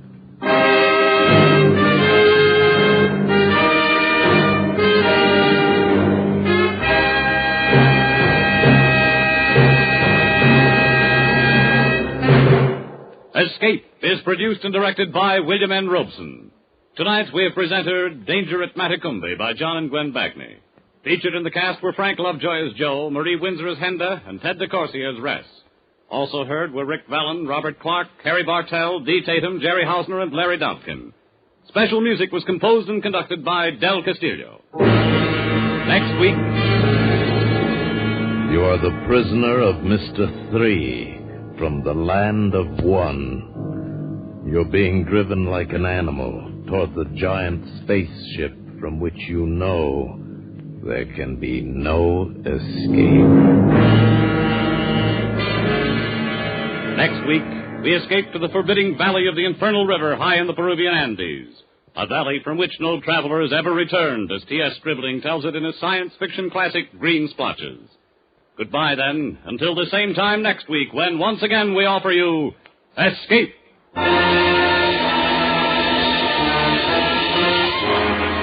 Whether your hair is long or whether it's short, musically speaking, that is, you'll get a kick out of that hour of music with Vaughn Monroe and Gene Autry, heard on most of these same CBS stations every Saturday night.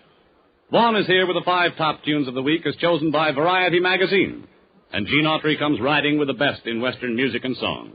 CBS cordially invites you to join Vaughn Monroe and Gene Autry every Saturday night. This is CBS, the Columbia Broadcasting System.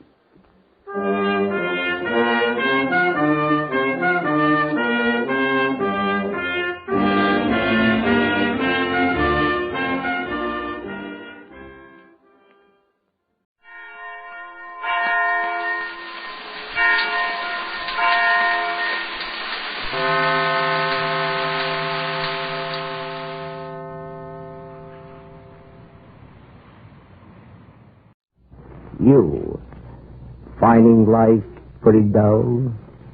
Dreaming again of exotic places? Wishing you were somewhere else? We offer you escape.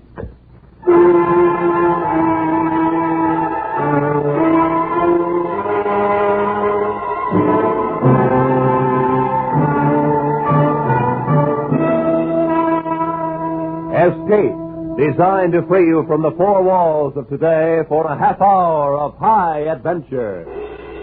Green Splotches.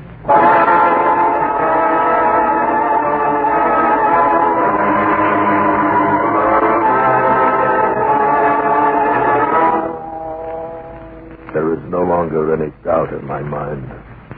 Though he walked like a man and talked like a man, Mr. Three was not a man, but a plant. And his country, which he called One, is not to be found upon the earth. It is the only possible conclusion to make after what happened to us in the valley of the Infernal River.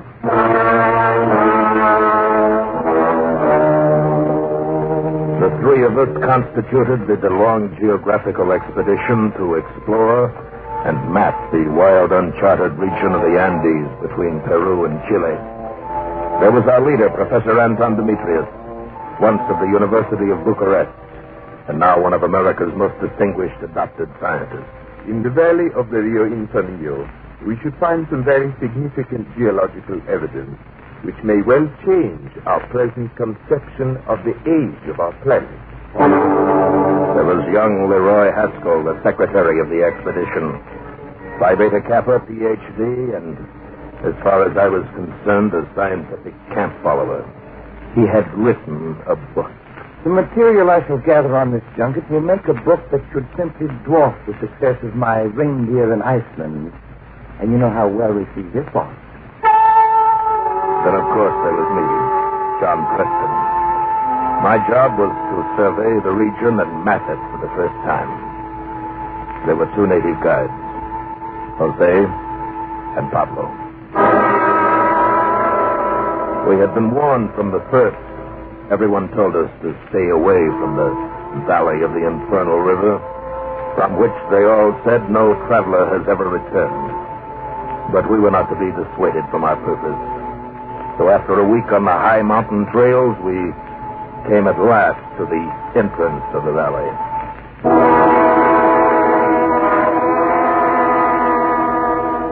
A chasm that could hold 10 Grand Canyons. A vast and forbidding valley. Black, dark brown, and deep gray. A horrible scar. The flesh of the earth burned to a crisp. And far, far below, the twisting gray shimmer of the Rio Infernio. This is the place, senor. The Valley del Rio Infernio. Do we start back now? We'll spend the next 60 days in this valley. There was no trail. The mules and fat llamas picked their way between boulders ranging in size from a man's head to his house. Jose led the party, rifle at ready, alert for the slightest danger. The way was steep, pitching us forward against the pommels of our saddles, jostling and jouncing us.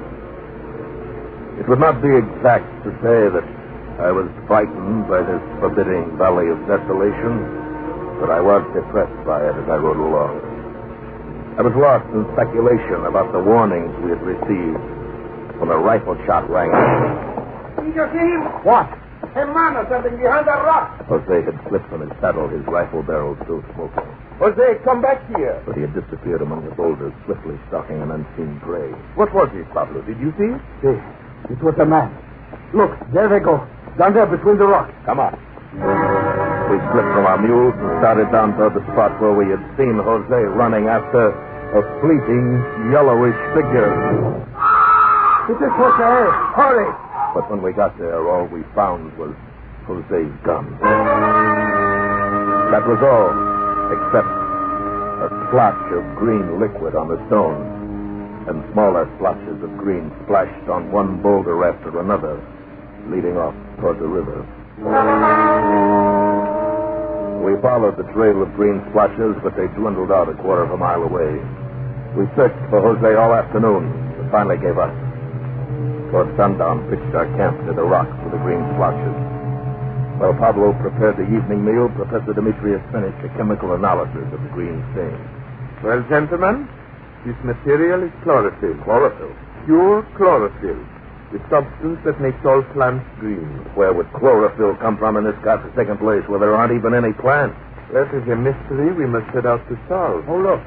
Look, the moon's rising. Apropos of nothing. I like to watch the moon rise. I find it a source of inspiration. Source of inspiration. Sometimes that knuckle-headed secretary was more than I could bear. In the midst of the riddle of the chlorophyll, he seeks the inspiration of the rising moon. Nevertheless, a moment later, the professor and I also stepped out of the tent into the crisp evening air.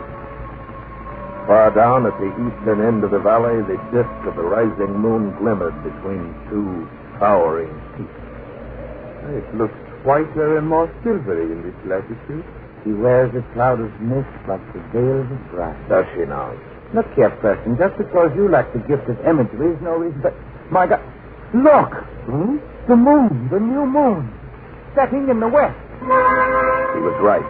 Low in the luminescent western sky was the thin, delicate crescent of the new moon. And to the east, the full moon, which we'd been watching, had disappeared. A phosphorescent mist still hung about the peaks. And as we watched, it slowly faded away and left the valley of the infernal river in deepest blackness. It was more than my mind could cope with, but it didn't bother our bright young man. Next evening, Leroy had a curious report for us. Well, I sold a copy of my book today, Reindeer and Iceland. What? Yes, I got this for it. Gold. Nuggets of gold. Yes, that's right. Who did you sell it to? Yes, what sucker gave you all that gold? An Indian. An Indian? What happened? Well, I was down the valley today gathering specimens of flora, and I just sat down to eat my lunch when I saw this Indian behind the rock staring at me. Then he saw the corner of the book sticking out of my knapsack. He pointed at it, and he said, "What is that, Reindeer in Iceland?" Well, I was surprised. And then he said just what I had been thinking. That book has a wider reputation than you imagine. I thought it'd be quite a gag to sell one of my books to a Peruvian Indian, so I went into a long spiel about what a really fine and useful book it is. That shouldn't have been difficult for you. Pardon? I ended by telling him that he could have this valuable and excellent example of American literature for only $3.50. What is $3.50? He said. Have I got $3.50? I was just wondering about that, I said. Turn your pockets inside out and you'll see. He did. And a lot of pieces of metal spilled on the ground. I took the gold nuggets and told him I'd include the other 4 copies I brought along. He's dropping back more for them. That's nice. Well, I think I'll turn in. It's been quite a day. Yes, hasn't it? If I brought more copies of my book, I could clean up down here. Next morning, I was awakened by the sound of groaning coming from Haskell's cot. What I saw there awakened me with a start and yanked me to my feet. Professor Demetrius. Professor. John, what's the matter? Come here quickly, please. Something's wrong with Leroy. What is it? Look. Is that Leroy? Yes. Why, his hair is turned white. Overnight. Look, what in the world happened to him? I don't know. Here, Leroy. Come on, old boy, wake up. Come on, Leroy, wake up. Come on, fellow, wake up. Come on. What's the matter? Now, how do you feel? You hurt anywhere? My head aches and my legs burn. Where? Right here. Let me see. Here on my side. Oh, that's a pretty nasty inflammation. More like a third-degree burn. Right under your trousers pocket. Leroy. Yes. Did you carry that gold in this pocket yesterday? Why, yes. And where was it last night? I put it under my pillow for safekeeping. Yes, and that accounts for it. That gold is poisoned in some way. Poisoned? Oh, no. What's the matter? Here in the mirror. Is that me? Preston, did that step turn my hair white? Just tell me. Tell me. Yes, my boy, it did. Oh, no. Preston, look. Look, there he is. I looked up. Standing in the entrance of the tent was an Indian with an enormous head and thickly painted face. He was wearing the usual white shirt and trousers of the cholo, and he was smiling a faint, ironic smile which made me dislike him intensely. The professor was first to recover from the shock of his appearance. Did you give our young man here some gold yesterday? I gave the young man some gold for some proof. Did you know the gold was poison? Poison? How? Well, that's what we want you to tell us. I haven't any idea. What effect did it have? You can see for yourself. Is this the same young man? Yes, you nearly killed him. Oh, how interesting. It must be the effect of a metal I carried with the gold. I do not know what you call it in your language. Possibly you may never have heard of it. Here is some. Well, that's radium. Pure metallic radium. Yes, sir. More radium than is known to exist in the entire civilized world. And carried around casually in the pocket of an Indian. But I was burned by the gold. That's right, but the gold had become irradiated by this piece of radium, which I might add is worth several $1 million. You made a bad deal, Leroy. You should have taken the radium and left the gold alone. I wish I'd given the book away. Can't you gentlemen ever communicate with each other without using words and sentences? What? Huh? Suppose, Mr. Preston, you desire to communicate with Mr. Benitez. Would you How do you know my name? Have we met somewhere before? I'm sure we have not. But when I paused, you talked your name. So naturally I knew it at once. I believe that's the ancient word for it. Mr. Preston, I perceive that you want to know my name. Well, I have a number. In my country, the citizens are numbered. I'm sure when your own countries become densely populated, you too will adopt a numerical nomenclature. What is your number?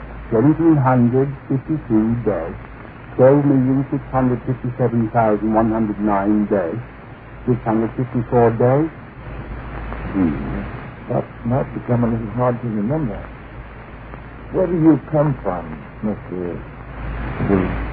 The name of my country is one, or Turk. I dare say each of you comes from a country which you call one. No, I see I am wrong. America?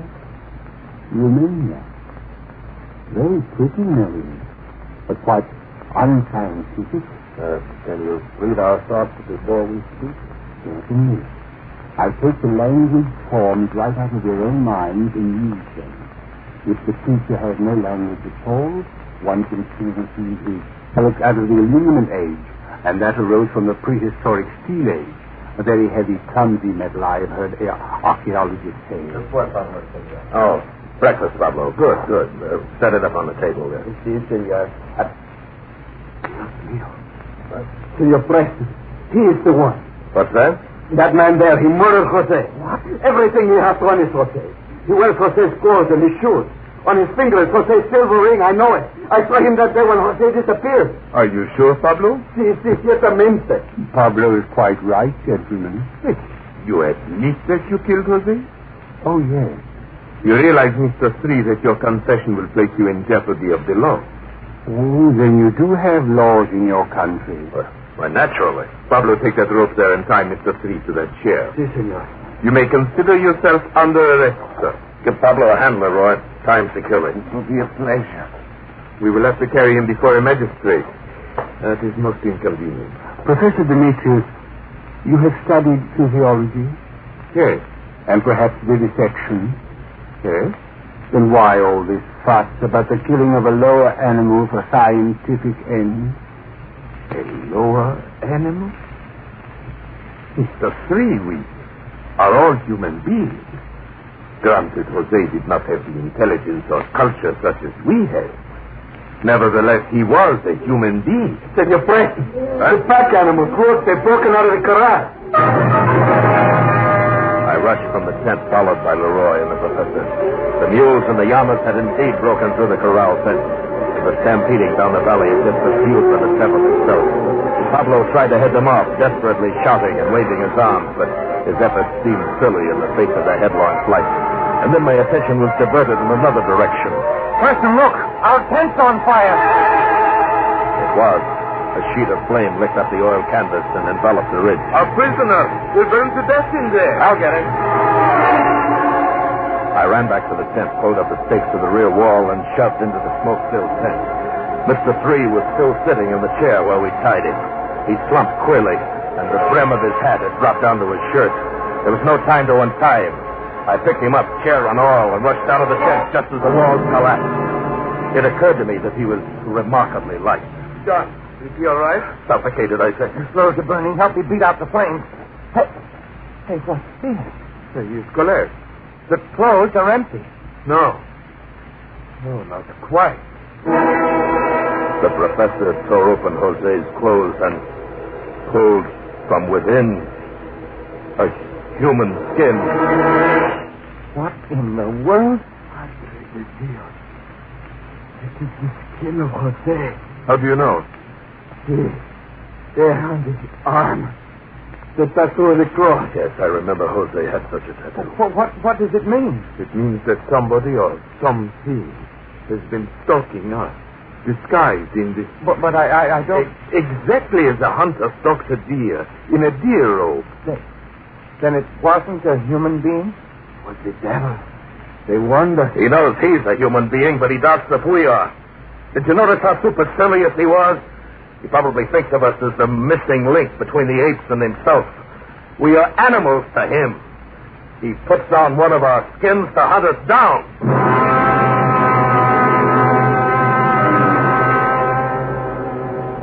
As we stood in the merciless sunshine in that black valley of hell, we were 4 frightened men, powerless to combat the kind of magic or witchcraft or super science which opposed us.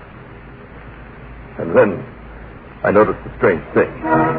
A rabbit broke from behind a boulder and dashed between our feet, scampering down the valley toward the river. I looked up and saw Vicuna leaping from boulder to boulder, and there, slipping between the rocks, was the panther. Suddenly the whole valley seemed alive with flying animals, all rushing headlong toward the river. Rats, adhunts, civets, and finally a huge yucamare, the great black bear of the Andes, lumbered by so close to us we had to jump out of his way. But he paid us no heed. He was too intent on following the others toward the river. Now, what in the world? Look, up the valley, hopping from rock to rock. What are they? They look like yellow fleas from here. Whatever they are, they must be what stampeded our pack animals. It is the devil's riding all the animals into hell. Look again, Pablo. They're getting bigger. They look like men to me. Yellow men, with the agility of mountain goats. As the strange hopping figures approached, we could see that they carried some kind of short metal rod that flashed in the sun. The closer they came, the more animals rushed by us. Devil or no devil, it was too much for Pablo. As a beautiful speckled deer came into view, Pablo raised his rifle. Don't shoot. There must be no holes in the skin. We whirled around. Behind us on a large boulder stood Mr. 3. He was naked, having shed Jose's skin. His face still carried the red paint of his Indian masquerade, but the rest of his body was a soft yellow, like a ripe peach. His feet were disagreeably small, which accounted for the ease with which he escaped our rope. In his hand, he carried a small metal rod. I must apologize for setting fire to your tent, gentlemen. It was quite accidental. I did it with this focusing rod as I slipped out of your rope. Focusing rod? Yes. What does it focus? Radio power. Why, that is the most compact transmitter I've ever seen. It's really quite primitive. I imagine it came into use among thinking creatures along with fire, the keystone of the art, and the remote-control rocket. They were all important additions to human knowledge, but their discoverers and the dates of their discovery are lost in prehistoric eras. You men will follow the rest of the quarry to the river. Everyone must go. What did you say? Follow the rest of the animals to the river. Be quick about it. Now look here, 3. We'll do as we please. Why should we go? so our commander can select specimens to carry to the land of one. Oh, I see.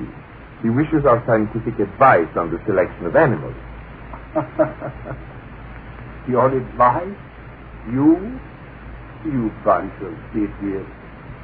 He's going to select one of you as a specimen to carry to one. Now get along. I don't want to have to use force. You won't get us any other way. Take cover, men. The four of us threw ourselves behind the boulders. Mr. Three didn't move. He still stood on top of his rock a dozen feet away. I raised my rifle, got his huge, ugly head in my sight, and squeezed the trigger. But the gun never fired. And suddenly my arms and legs were contorted in painful spasms. My body stiffened, and it seemed as though my brain were on fire. When I opened my eyes, I was flat on the ground, and so were my companions. I think that you are convinced now of the futility of opposition. So we stroll together in the direction of the river. You realize that you're creating an international incident. The United States of America does not stand for such treatment of its citizens. You'd better think twice. This thing can get out of hand. It may even become a matter for the consideration of the United Nations, and it can certainly lead to war. Indeed. That should be interesting. Professor, do you creatures really represent a scientific body? Why, of course we do. The belonging institution. How quaint. And I'd like to have some things explained. I'd be very happy to oblige if I can. Oh, yes, I perceive your questions. We are here to extract radium from the pitch blende in this valley. We do this with a portable furnace. The strange light you saw in the evenings occurred when we moved our furnace from place to place. We always do that at night. To do so during the day is inconvenient because the sun's rays are apt to create a local ether storm. Yes, I can see that it might. Hey, look. What? Look ahead there. A flying saucer to end all flying saucers. As we rounded a huge boulder, there stood an enormous cylinder of metal. It towered at least 750 feet into the air and rested on a stern which could not have been more than 4 feet in diameter. Its huge bulk shored up by metal rods several hundred feet long, which protruded from the ship where the barrel began to taper toward the stern. 500 feet up the side of the cylinder were controlling planes, which looked tiny in comparison to the great bulk, and indicated that it must travel through space at inconceivable speed. Around the base of the ship, squads of yellow men were rounding up the animals in cages and stowing them aboard. They worked with military precision, obviously under orders, although no sound was uttered since all communication was mental. As we approached the ship, 4 yellow men appeared with a large cage. And from a porthole about 75 feet above the stern, another yellow man with a scintillating star on his forehead stared down at us. Mr. Three drew himself up stiffly and saluted. What followed was a one-sided conversation put into words by Mr. Three, apparently for our benefit. Yes, sir. No, sir. Ordinary ruby-blooded mammals, sir, with intelligence somewhat higher than monkeys, sir. They communicate with simple thoughts exactly as monkeys do, sir, by chattering. They are absolutely insensible to all mental vibrations, sir, more completely than the 4-legged animals. I would suggest you take all 4. They will prove very amusing, sir, in the National Zoo. Their attempts to deceive each other and even me, sir, are quite ridiculous. I believe you will find them much more humorous than chimpanzees. Sorry you haven't escaped. In that case, I suggest you take the brown one. He is the best physical specimen and obviously better adapted to his habitat. None of them have any minds to speak of. Very well, sir.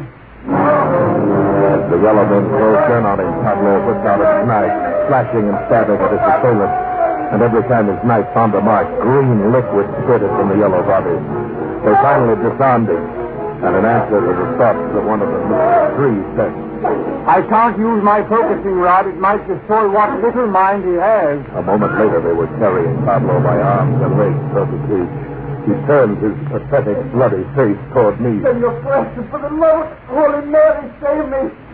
Save me. And something snapped in my brain. I started toward Pablo's captive. Mr. 3 leveled his focusing rod, and my brain seemed on fire, and everything went black.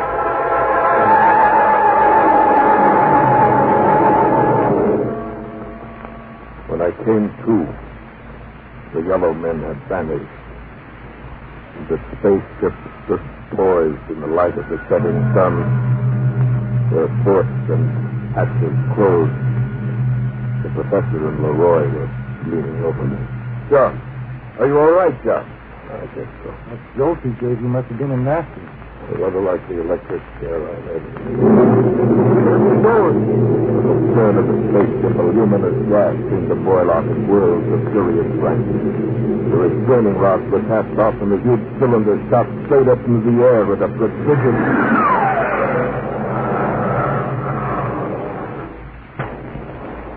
Blue, green, yellow, orange, red. You mean exactly, John? It was going so fast, the light of the exhaust ran through the entire color spectrum. It was traveling at least at the speed of light, 186,000 miles per second. Look that phosphorescent glow. It's all over the hill. Yes. And it's all over us. Yes. I believe we are covered with the residual emanations of radium. I suggest we go down to the river and wash it off. Otherwise, it will presently kill us.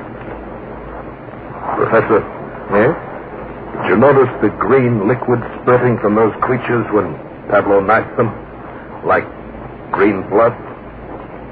It was not blood. It was chlorophyll.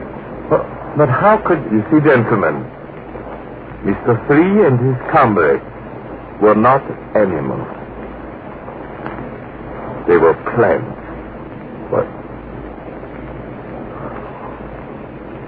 It's impossible, but true. Well, Leroy, you should be able to write quite an interesting book about this expedition. One that might even outsell Reindeer in Iceland. Yes, Professor. But who would believe it?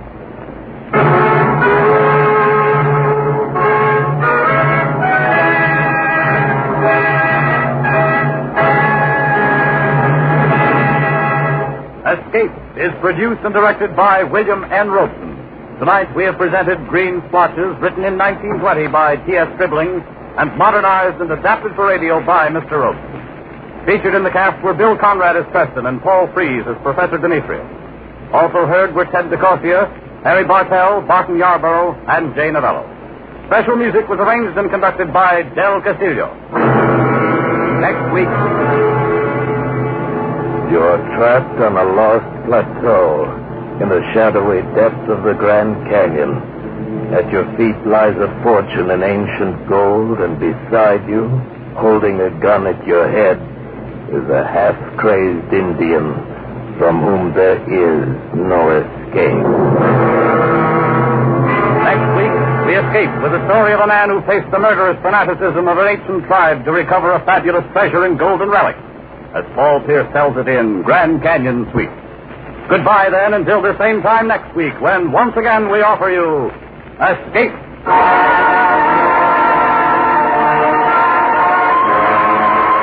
Maybe you think there's no such thing as flying saucers, but Charlie McCarthy claims to have captured a flying saucer pilot, and he gets Van Heflin into the plot this Sunday night. You'll find it as merry a spin as Charlie and Edgar Bergen have taken you on. And there's plenty of fun earlier when Al Jolson trades gags with Jack Benny. Steve Martin.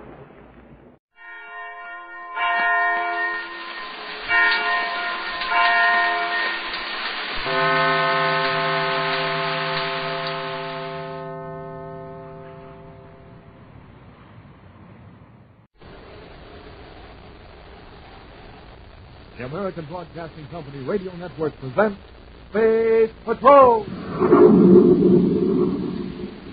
high adventure in the wild, vast reaches of space, missions of daring in the name of interplanetary justice. Travel into the future with Buzz Corey, Commander-in-Chief of the Space Patrol.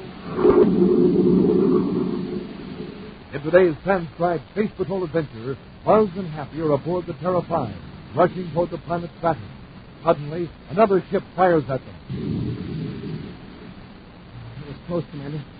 He's getting range with those torpedoes. We'll try a base action. Why don't we give this off some of his own medicine? Fire a few blasts with our space cannon. We can't do.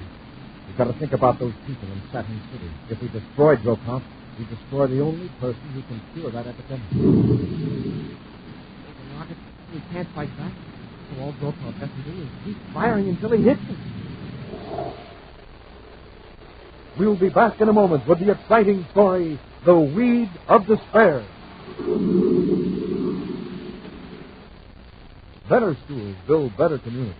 All schools should have large, airy classrooms, well-equipped, and, even more important, they should have an adequate teaching staff. Many of our schools fail to reach these standards.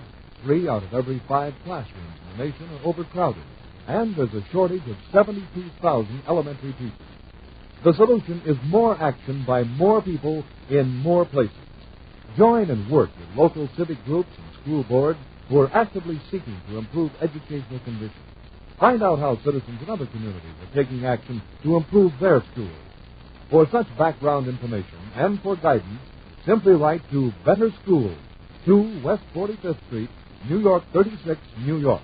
Help our schools keep pace with the birth rate. Now, back to today's exciting Space Patrol adventure, The Weed of Despair. Commander Corey and Cadet Happy are aboard the Terra 5, bound for the planet Saturn to investigate a strange malady that has afflicted Saturn City. Leading doctors of the United Planets are unable to explain the cause of the sickness, which leaves its victims suffering from strange fatigue and anxiety. Many of the city's leaders have been affected by the spreading epidemic, and Buzz fears that immediate action is needed to prevent a serious disaster. Commander, the doctors can't do anything about that sickness. What are we supposed to do? Our job is to keep the people of Saturn City from hurting themselves and others. Well, I've read in the medical reports, nobody gets violent. It's the opposite, in fact. They just sit around and brood and worry. Exactly. Every motion seems a tremendous effort for them. They're used to it. As the sickness progresses, they become afraid to take any sort of action for fear it might be the wrong thing to do. Don't go in their mind. Possibly. That doesn't make the effect of the sickness any less real. I still don't see how we can. Setting up a temporary camp outside the city in a small atmosphere shell. In case Saturn City has to be quarantined, we can rotate skeleton crews in 2 positions and operate the city by remote control. We could reach Saturn in about 2 hours. We're just over the orbit of the 6th moon, Titan. Titan, the 6th moon of Saturn, is the only satellite in the solar system with a natural atmosphere. Prospectors like Mort Stocker and Reese Haviland, with little money for spacesuits or small atmosphere shells, take advantage of this fact in their search for valuable minerals. Their small, powerful surface truck roars over Titan's rough terrain. Nice ship right over that hill, Reese. I think you're rocking. Flashes in the sky, flashes over the hill. I saw him, green flash. Yeah, the polka dots, yeah. No, there wasn't any polka dots. Like I told you, I was looking out the window of our shack when the first flash came out in space. Meteor. And then several minutes later, the next one came. It exploded when it hit the ground. If it exploded, it isn't going to do us any good, even if it was solid uranium. No. Look, you can see it now. That's where it landed, that big scarred place, a quarter mile ahead. I see it. It's all black and torn. But it wasn't a meteor. A meteor, we'd have dug a crater. Something's been burned. There's something burned hot. Hey, look out at the man, lying on the ground.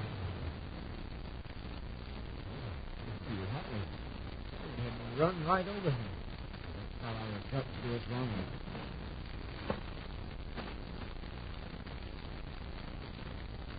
Throw him over now. Can't tell where he's breathing out. It's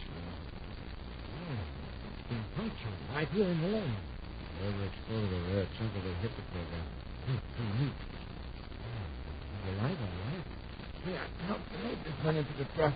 They're rushing into the shack and buckling him up. The 2 prospectors speed back to their shack with the injured man. While they're dressing his wounds, the stranger regains consciousness. just lie there in the bunk and take it easy. I'll have you packed up for you. You gentlemen saved my life. I was sure I was finished. You're going to be all right. I just... I feel something. Well, a couple of miles from where we picked up. How did you happen to find it? I saw the flash the meteor made it. It was a meteor, wasn't it? No, it was my ship, my private cruiser. Something went wrong with the reactor. I managed to set down and get out before it blew up. Fragment must have caught my leg. You were lucky at that. By the way, my name is Reeve Havlin. My beetle bride friend here is Mort Stocker. We're prospectors, in case you haven't guessed. I'm very glad to know you, gentlemen. My name is Gelwin. I'm from Venus. Venus, huh? Yes, I can't apologize. What kind of a factory you work for? Thank you. I'm afraid I didn't make myself quite clear. I work with growing plants, flowers, bees. Well, Mr. Gelwin, you won't find many plants on Titan. That's what I expected. My landing here was international. That's it. You gentlemen probably get around a lot. Maybe you can help me. Would you be good enough to bring me my jacket? I'm sure I can. I'm searching for a certain type of plant. A weed, to be exact. Yeah, that you'd know it. Well, I might. There's a jacket, Mr. Bell. Thank you. Oh, that's pretty fancy. I always talked to it quite like these before. It's a semi-official uniform. Here's what I wanted to show you. These pictures. Did you ever see one of these plants? I think I would do. Let me see them. You mean you're looking for a mangy-looking weed like this? I admit it's not very attractive. But it has interesting medical uses. Think carefully. Have you ever seen it? As you can see, it's soft as a grayish yellow. Once a year, it grows a big purple ball of tar to its spores. Seeds, you probably call it. No, Mr. Gelman, I have never seen anything like this. You're right. And this is what you're looking for, huh? Oh, you're stranded on Titan without a ship, Mr. Gelman. We'd be glad to notify the Saturn Space Patrol. No. I mean, don't bother. No, we got a paper from him in this room. The fact is, I feel rather foolish asking for a rescue ship. We'll probably be going to Saturn for supplies in a day or so. I'll go in with you. We don't have a ship here on Titan, Mr. Gelman. I see we're prospecting on the cuff, so to speak. Big company advances supplies and equipment. Every 30 days we send a ship here to drop off more supplies. Then we'll pick up samples of ore. You won't be late till the ship comes. You're welcome. And how long will that be? Well, that ship was here 3 days ago. It'll be 28 days or next. Don't let the boy. We got plenty of food. You're welcome to stay with us. You know, you just lie down there and take it easy while I rustle up some food for you.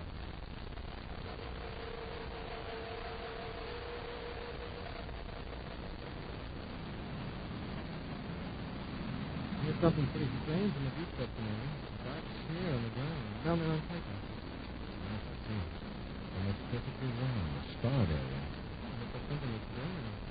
What if they were saying? Big question, huh? Titan Station P19 calling Space Patrol. Emergency. Attention all Space Patrol units. Menacori aboard Terra 5, the Titan Station P19. Go ahead. This is Reeve Havlin, Titan P19. I want to report it. Menacori. That's right, Havlin. I'm 11 DUs off Titan. What's the trouble? My partner and I prospected in Sector 7R on Titan. Somebody stole our surface truck. We're stranded. Can you give me more details, Havlin? Sure. A couple of hours ago, a spaceship exploded just over the hill from our shack. My partner and I picked up this guy and brought him back. Safe was searched. We sent him back. You say a spaceship exploded? Well, it blew out after it crashed. It left a big black smear and nothing else. Anyhow, we picked out the pilot and put him in our bunk. Say tonight. The next thing we knew, he was gone. So was our truck. How long ago did this happen? Not more than 20 minutes ago. He couldn't have gone very far. But me and my partner are friends. Well, take it easy, Havlin. We're covering the whole area by viewscope right now. We have to get that truck back, Commander. It's our bread and butter. Stand by that spaceophone. We'll keep in touch. Hurry out. Commander, I picked up something on this. Maybe the still himself. Took a lower toward Titan. This is the proper alarm.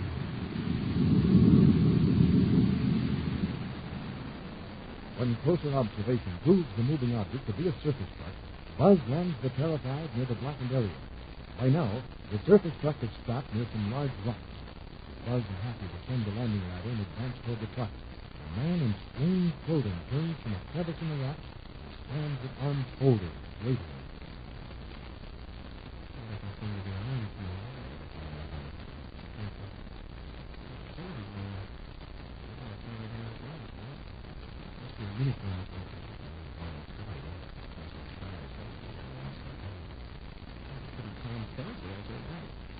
We're space patrollers. We'd like to ask you a few questions. Of course. Where did you get that surface? We got a couple of parts of it. What's darker and we haven't. I suppose they reported it stolen. Right. Actually, they only borrowed it. I figured I'd get back to the shack before they missed the truck or me. Why are you here? Looking for something? Yes, I am. You see, I have some valuable personal effects aboard my spaceship. I have both for things here about the explosion. So I'll come back to look for it. Yeah? Find what you were looking for? No, I didn't. I see that. But it places the hull, the active shield, and the valve. Yet you escaped. Practically without a scratch. I was fortunate. I managed to get clear of the ship before it blew up. What's that? Kelvin, are you sure that you didn't manage to save a portable spacephone from the ship before it exploded? It's enclosed, yeah? A very strange code. It's the kind that might be picked up by a rapid space receiver. What do you mean? Kelvin, I think you're from another solar system. Another solar system? What makes you think that? The clothes are one thing, and your spaceship is so totally and mysteriously demolished. If I get a look at that receiver, I can tell that it was made here in our solar system. I am from another system. I don't mean you any harm. In fact, I came here to help you, please. We can settle that discussion with a bad outfit. You don't regret that? To show whether you're telling the truth. You can tell it happy when I get that receiver. Yes, sir. Oh, the signal cut off. Oh, no. Whatever you need. Yeah? So just how are you going to stop it? I hate to do this, but it's quite simple. I am sorry. I think you're making it very bad.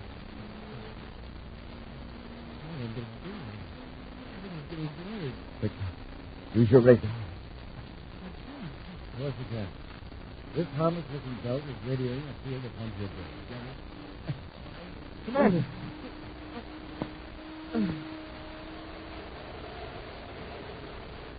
We'll return to our exciting space patrol adventure in just a moment. One of the great men of our time is Dr. Albert Schweitzer. For the past 40 years, Dr. Schweitzer has dedicated his life to his medical mission in French Equatorial Africa, devoting all his personal income to the support of 700 patients suffering from leprosy, malaria, sleeping sickness, and other dread diseases of the jungle. Dr. Schweitzer has just reached his 80th birthday. As a tribute, many Americans will send him a gift through CARE, because help for Dr. Schweitzer's hospital is one continuing part of CARE's World Health Program. Your contribution will be gratefully received and carefully spent in the service of humanity. Send it to CARE, New York 16, or to any local CARE office. Specify that it is for Dr. Schweitzer's hospital in Africa. Now back to our exciting Space Patrol adventure, Weed of Despair. Buzz and Happy landed on Titan, Saturn's fixed moon, near a strange scarred area where a spaceship disintegrated in an explosion. While questioning Gelvin, the pilot who survived the disaster, Buzz found evidence that the ship is from another solar system. Suddenly, Gelvin stunned the space patrollers with a brain-numbing field that radiated from his belt. Now, Buzz and Happy find themselves in the control compartment of the Terrified, with Gelvin standing over them. Now, if your heads are clear, I want you to listen. Understand? We've got our weapons. We can't do anything else. I'm from Taloma, a star system about 80 light years from your solar system. I'm an officer in our Galactic Peace Commission. It's on the order of your space patrol. I can point out a few differences. Perhaps. I'm here to capture an escaped criminal. If you're the law, I'd hate to meet the criminal. I know your anger. But it was necessary. For the welfare of your own people. So to help people, you put us out cold with that radiation field. You plan to take me to your space patrol headquarters, you said. It will take time, and there's none to spare. Not when I have a lead on Broken. Who is Broken? The criminal I'm after. After he fled from Taloma, I trailed him to a cosine system. And then here. I'd intercepted a hyperspace signal from him when my ship developed trouble. I had to land on Titan. I destroyed my own ship so Gokov couldn't spot it. Well, what does this Gokov do that's so dangerous? He brings entire planets under his control. How does he work? I want to show you some pictures. Did you ever see a plant like this anywhere in your solar system? Sorry, how about you, Hopper? Yes, I don't think so. This weed is probably the most dangerous plant in the universe. It looks harmless, but just a few of them can pollute the atmosphere for miles around. You mean it's poison? Not in the ordinary physical sense. Its effect is emotional or psychological. You see this purple sac, the pod? Mm-hmm. When that pod bursts, billions of microscopic spores are released into the air. Many of the spores are breathed by human beings with strange sicknesses develop. A kind of sickness, a great lassitude, a fatigue. The victim is overcome with a sense of hopelessness. Nothing seems worthwhile. Then comes a horrible anxiety, a formless, faceless worry, and a sense of despair. Saturn City. That's exactly what's happening in Saturn City. What is Brokoff's purpose? How can he profit by it? Brokoff also has the only cure for this sickness. When your scientists have tried every possible remedy and failed, and the government and its citizens become panicky, and Brokoff will offer his cure at an enormous price. But there is a cure, a positive, definite cure. Yes. Tell us what it is. With your help, our scientists could prepare it and rush it to Saturn City. It's not as easy as that, Commander. Years ago, the government of Columbus destroyed every weed on the planet where it originated. The remedy was destroyed with the weed. How? You see, a species of wasp feeds on a substance secreted by the stalk of the plant. When the weeds are killed, the wasp had no more food and died out. Well, what's the wasp got to do with the cure? An extract is made from the honey of the wasp. That substance counteracts the effect of the force, and only Brokoff has this extract. That's right, Commander. And the supply of the plants. Then you're willing to join forces with us to capture Brokoff? Not only willing, but eager. Fine. It means our ship and your knowledge. But first, there's that truck you borrowed from the two prospectors. How far away is that shop? About 1 tour. That will be less than 2 miles in your measurement units. I'll space one of the prospectors and tell them where the truck is. I'll tell them I've arrested the man. That's fine, Commander. The sooner we go after Brokoff, the better. Where do we start looking for him? I only know he's somewhere in this part of your solar system. We'll head for Saturn City and make a few inquiries. Prepare for blast-off path. I'll contact Mort Stocker. Blasting off from the sixth moon was such a victory for the planet Saturn. Now the Terrified is a few hundred BU from the outer perimeter of Saturn's ring. It's a magnificent sight, Commander. Those rings on Saturn. Yes, they are beautiful, then. From this angle, the rings look smooth and flat. One might even be tempted to try to land on them. If you tried it, your ship would be chewed to pieces in a fraction of a second. Those rings are made up of tiny fragments of rock whirling around Saturn at about 10 miles a second. Commander, look at the rear view scope. There's a ship right on our tail. There's been a collision course with it. We'd better warn him. Private cruiser, sir. That's all I can tell about it now. He's firing at us. What's he lobbing space torpedoes at us for? Doesn't he know this is a space patrol ship? I think he does, Happy. I'm the one he wants to get. You? But who would want to... Oh, Brokoff. Yes. Commander, do you mind if I try to contact him? Go ahead, Gelwin. Brokoff, this is Gelwin of the Galactic Peace Commission, Paloma Division. Brokoff, do you hear me? Yes, Gelwin. I've been waiting for you. How did you know I was aboard the commander's ship? I intercepted Corey's conversation with the prospector. I have been watching Titan since your own ship landed there. I have also overheard your hyperspace message to Paloma. Corey knows that you're responsible for what's happening to the people in Saturn City. When you show up with the remedy, you'll be captured. That's right, Brokoff. You won't be able to profit by your extortion plot. I disagree, Commander. You have not seen an entire city in the grip of an epidemic of despair. When the sickness really takes hold, your United Planets government will do anything to obtain the remedy, at any cost. If that's the case, what will you gain by destroying us? Gelwin knows too much about me. You two working together could cause me some annoyance. Now, Commander, for the conversation useless. If you'll excuse me, I will resume the pleasant task of exterminating you. Well, there's no use of getting to his finer sensibility. That's right, Commander. Oh, that was close, Commander. He's getting his range with this torpedo. Why don't we give him some of his own medicine? If we give him a few glasses with our space we can't. Got to think about those people in Saturn City. If we destroy Brokoff, we destroy the only person who can cure that epidemic. He's gaining on us, sir. Smoking rockets we can't fight back, so all Brokoff has to do is keep firing until he hits us. I'm changing vector half. We're heading for Saturn's ring. But sir, Brokoff can still follow us. He won't follow us where we're going. We're taking the ship right into the ring. What? Why, those chunks of rock will turn this ship into a sieve. We'll go in on the tangent. It's a choice between getting hit with 1,000 fragments or one torpedo. Commander, you aren't really going to go into that room. Yes. We're going to nudge our way in gently. We'll match our velocity to the particles in the outer rim. We'll be riding along with them, sort of rolling with a pinch. It might work, Commander. Have to run the repel array about 1 tenth power. Yes, sir. We're going to grab a ride on Saturn's merry-go-round. When those particles seem to be standing still, we'll pull into the stream. We're almost at match velocity now, Commander. The repel array ought to keep off any particles that come too close. Wilcox's still firing at us. Uh-oh. He's changed vector. Good. It means he won't try to follow us into the ring. Well, those particles are all around us now, sir. They look like they're suspended in place outside our viewport. A swarm of bees. And if we don't disturb those bees, we won't get stung.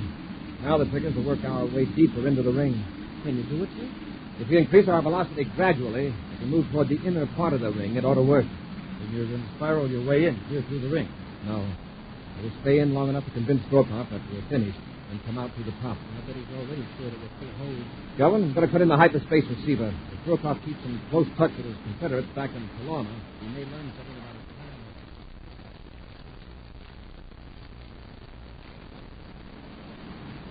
Nothing on the receiver so far.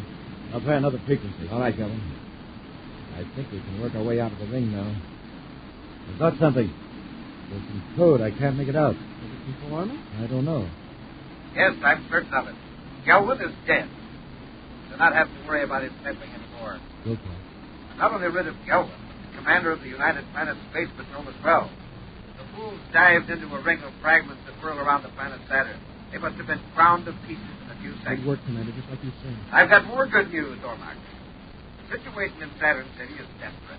Half the population has become so depressed by the effects of the weed spores that they aren't working. Communications, transportation, power, they're all disrupted. The accident rate is way up. I'll wait a few days for real panic to set in. Then I'll appear with my magic remedy. I'll ask $1 million credits first. And if the officials quibble or delay, my price will go up. I've got quantities of the remedies stashed all over the solar system. There's a supply on Saturn moon number 9 in a lunar-type spaceship, all earmarked for Saturn City. The remedy will stay there till they meet my price. I'll keep you informed, Ormac. Don't go out. The lunar-type ship on the 19th moon. If we only knew what part of the moon. 9th moon of Saturn. Small, only 200 miles in diameter. It shouldn't take us long to find the ship, unless it's hidden. We'll spiral out of this rock swarm and head for the 9th moon. A few moments later, the Terra 5 emerges from the outer rim of the whirling rings of Saturn, like a silver spark from a spinning grindstone. Buzz sets a vector for Saturn's 9th moon. Then comes the long, patient search of the surface of the tiny Saturn. It takes 6 times around, Commander. It'll take about 12 more to cover the surface completely. Every inch of that moon's surface looks just like the net. Commander, look. The right edge of the viewscope. That rock? No, it's too smooth for a rock. Increase the sensitivity height. Yes, sir. I think it's what we're after. Lunar-type ship. Into your spacesuits. We're going to land.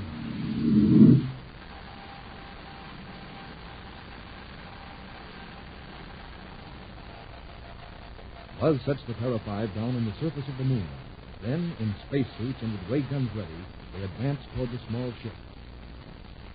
There probably isn't anyone aboard. We can't afford to take chances. We have trouble getting into the ship, Commander. Zokov probably locked the hatch. I've thought of that. Tom with torch will do the trick. You two wait here. I'll go up the ladder first. Yes, sir.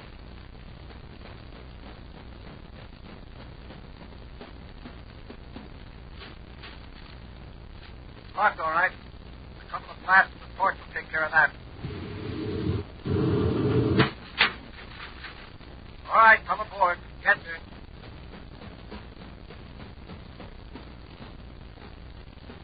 We'll try the storage department first.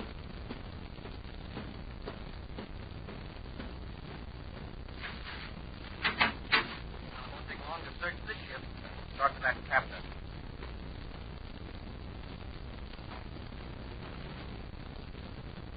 There are small containers here, but I can't read the labels.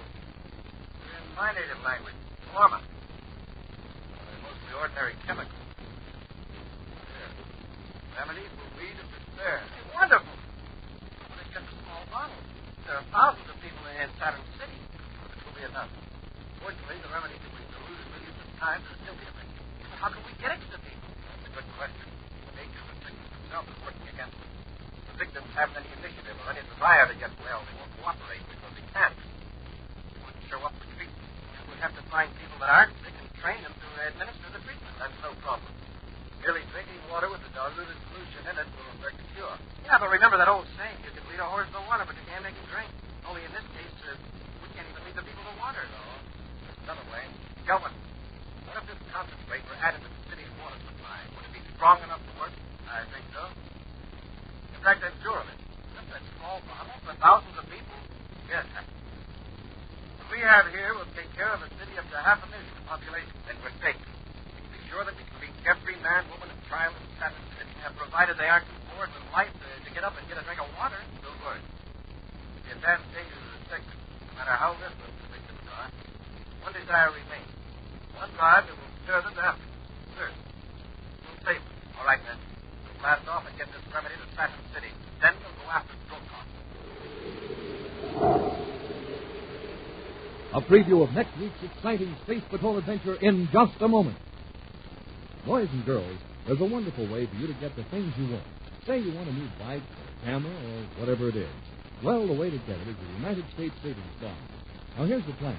You put your dimes and quarters, a part of your money, into your school savings plan. You might want to save cash or fill up a savings stamp album, which holds $18.75 worth of stamps. That's enough to buy a $25 savings bond. Just get started on the thrift habit, and first thing you know, you can buy the things you need with your own money. You'll have the fun of watching your dimes and quarters grow into dollars. Dollars all your own. Again, the important thing is to be sure you take advantage of your school savings plan each week. You'll find it's lots of fun and smart, too. Now, a preview of next week's exciting Space Patrol story. Buzz and Happy have become infected with a dangerous, weakening sickness and are frantically searching a laboratory on Venus, hoping to find the one medicine that will cure them. If we don't get some of that solution soon, we'll be of no use to ourselves or anybody.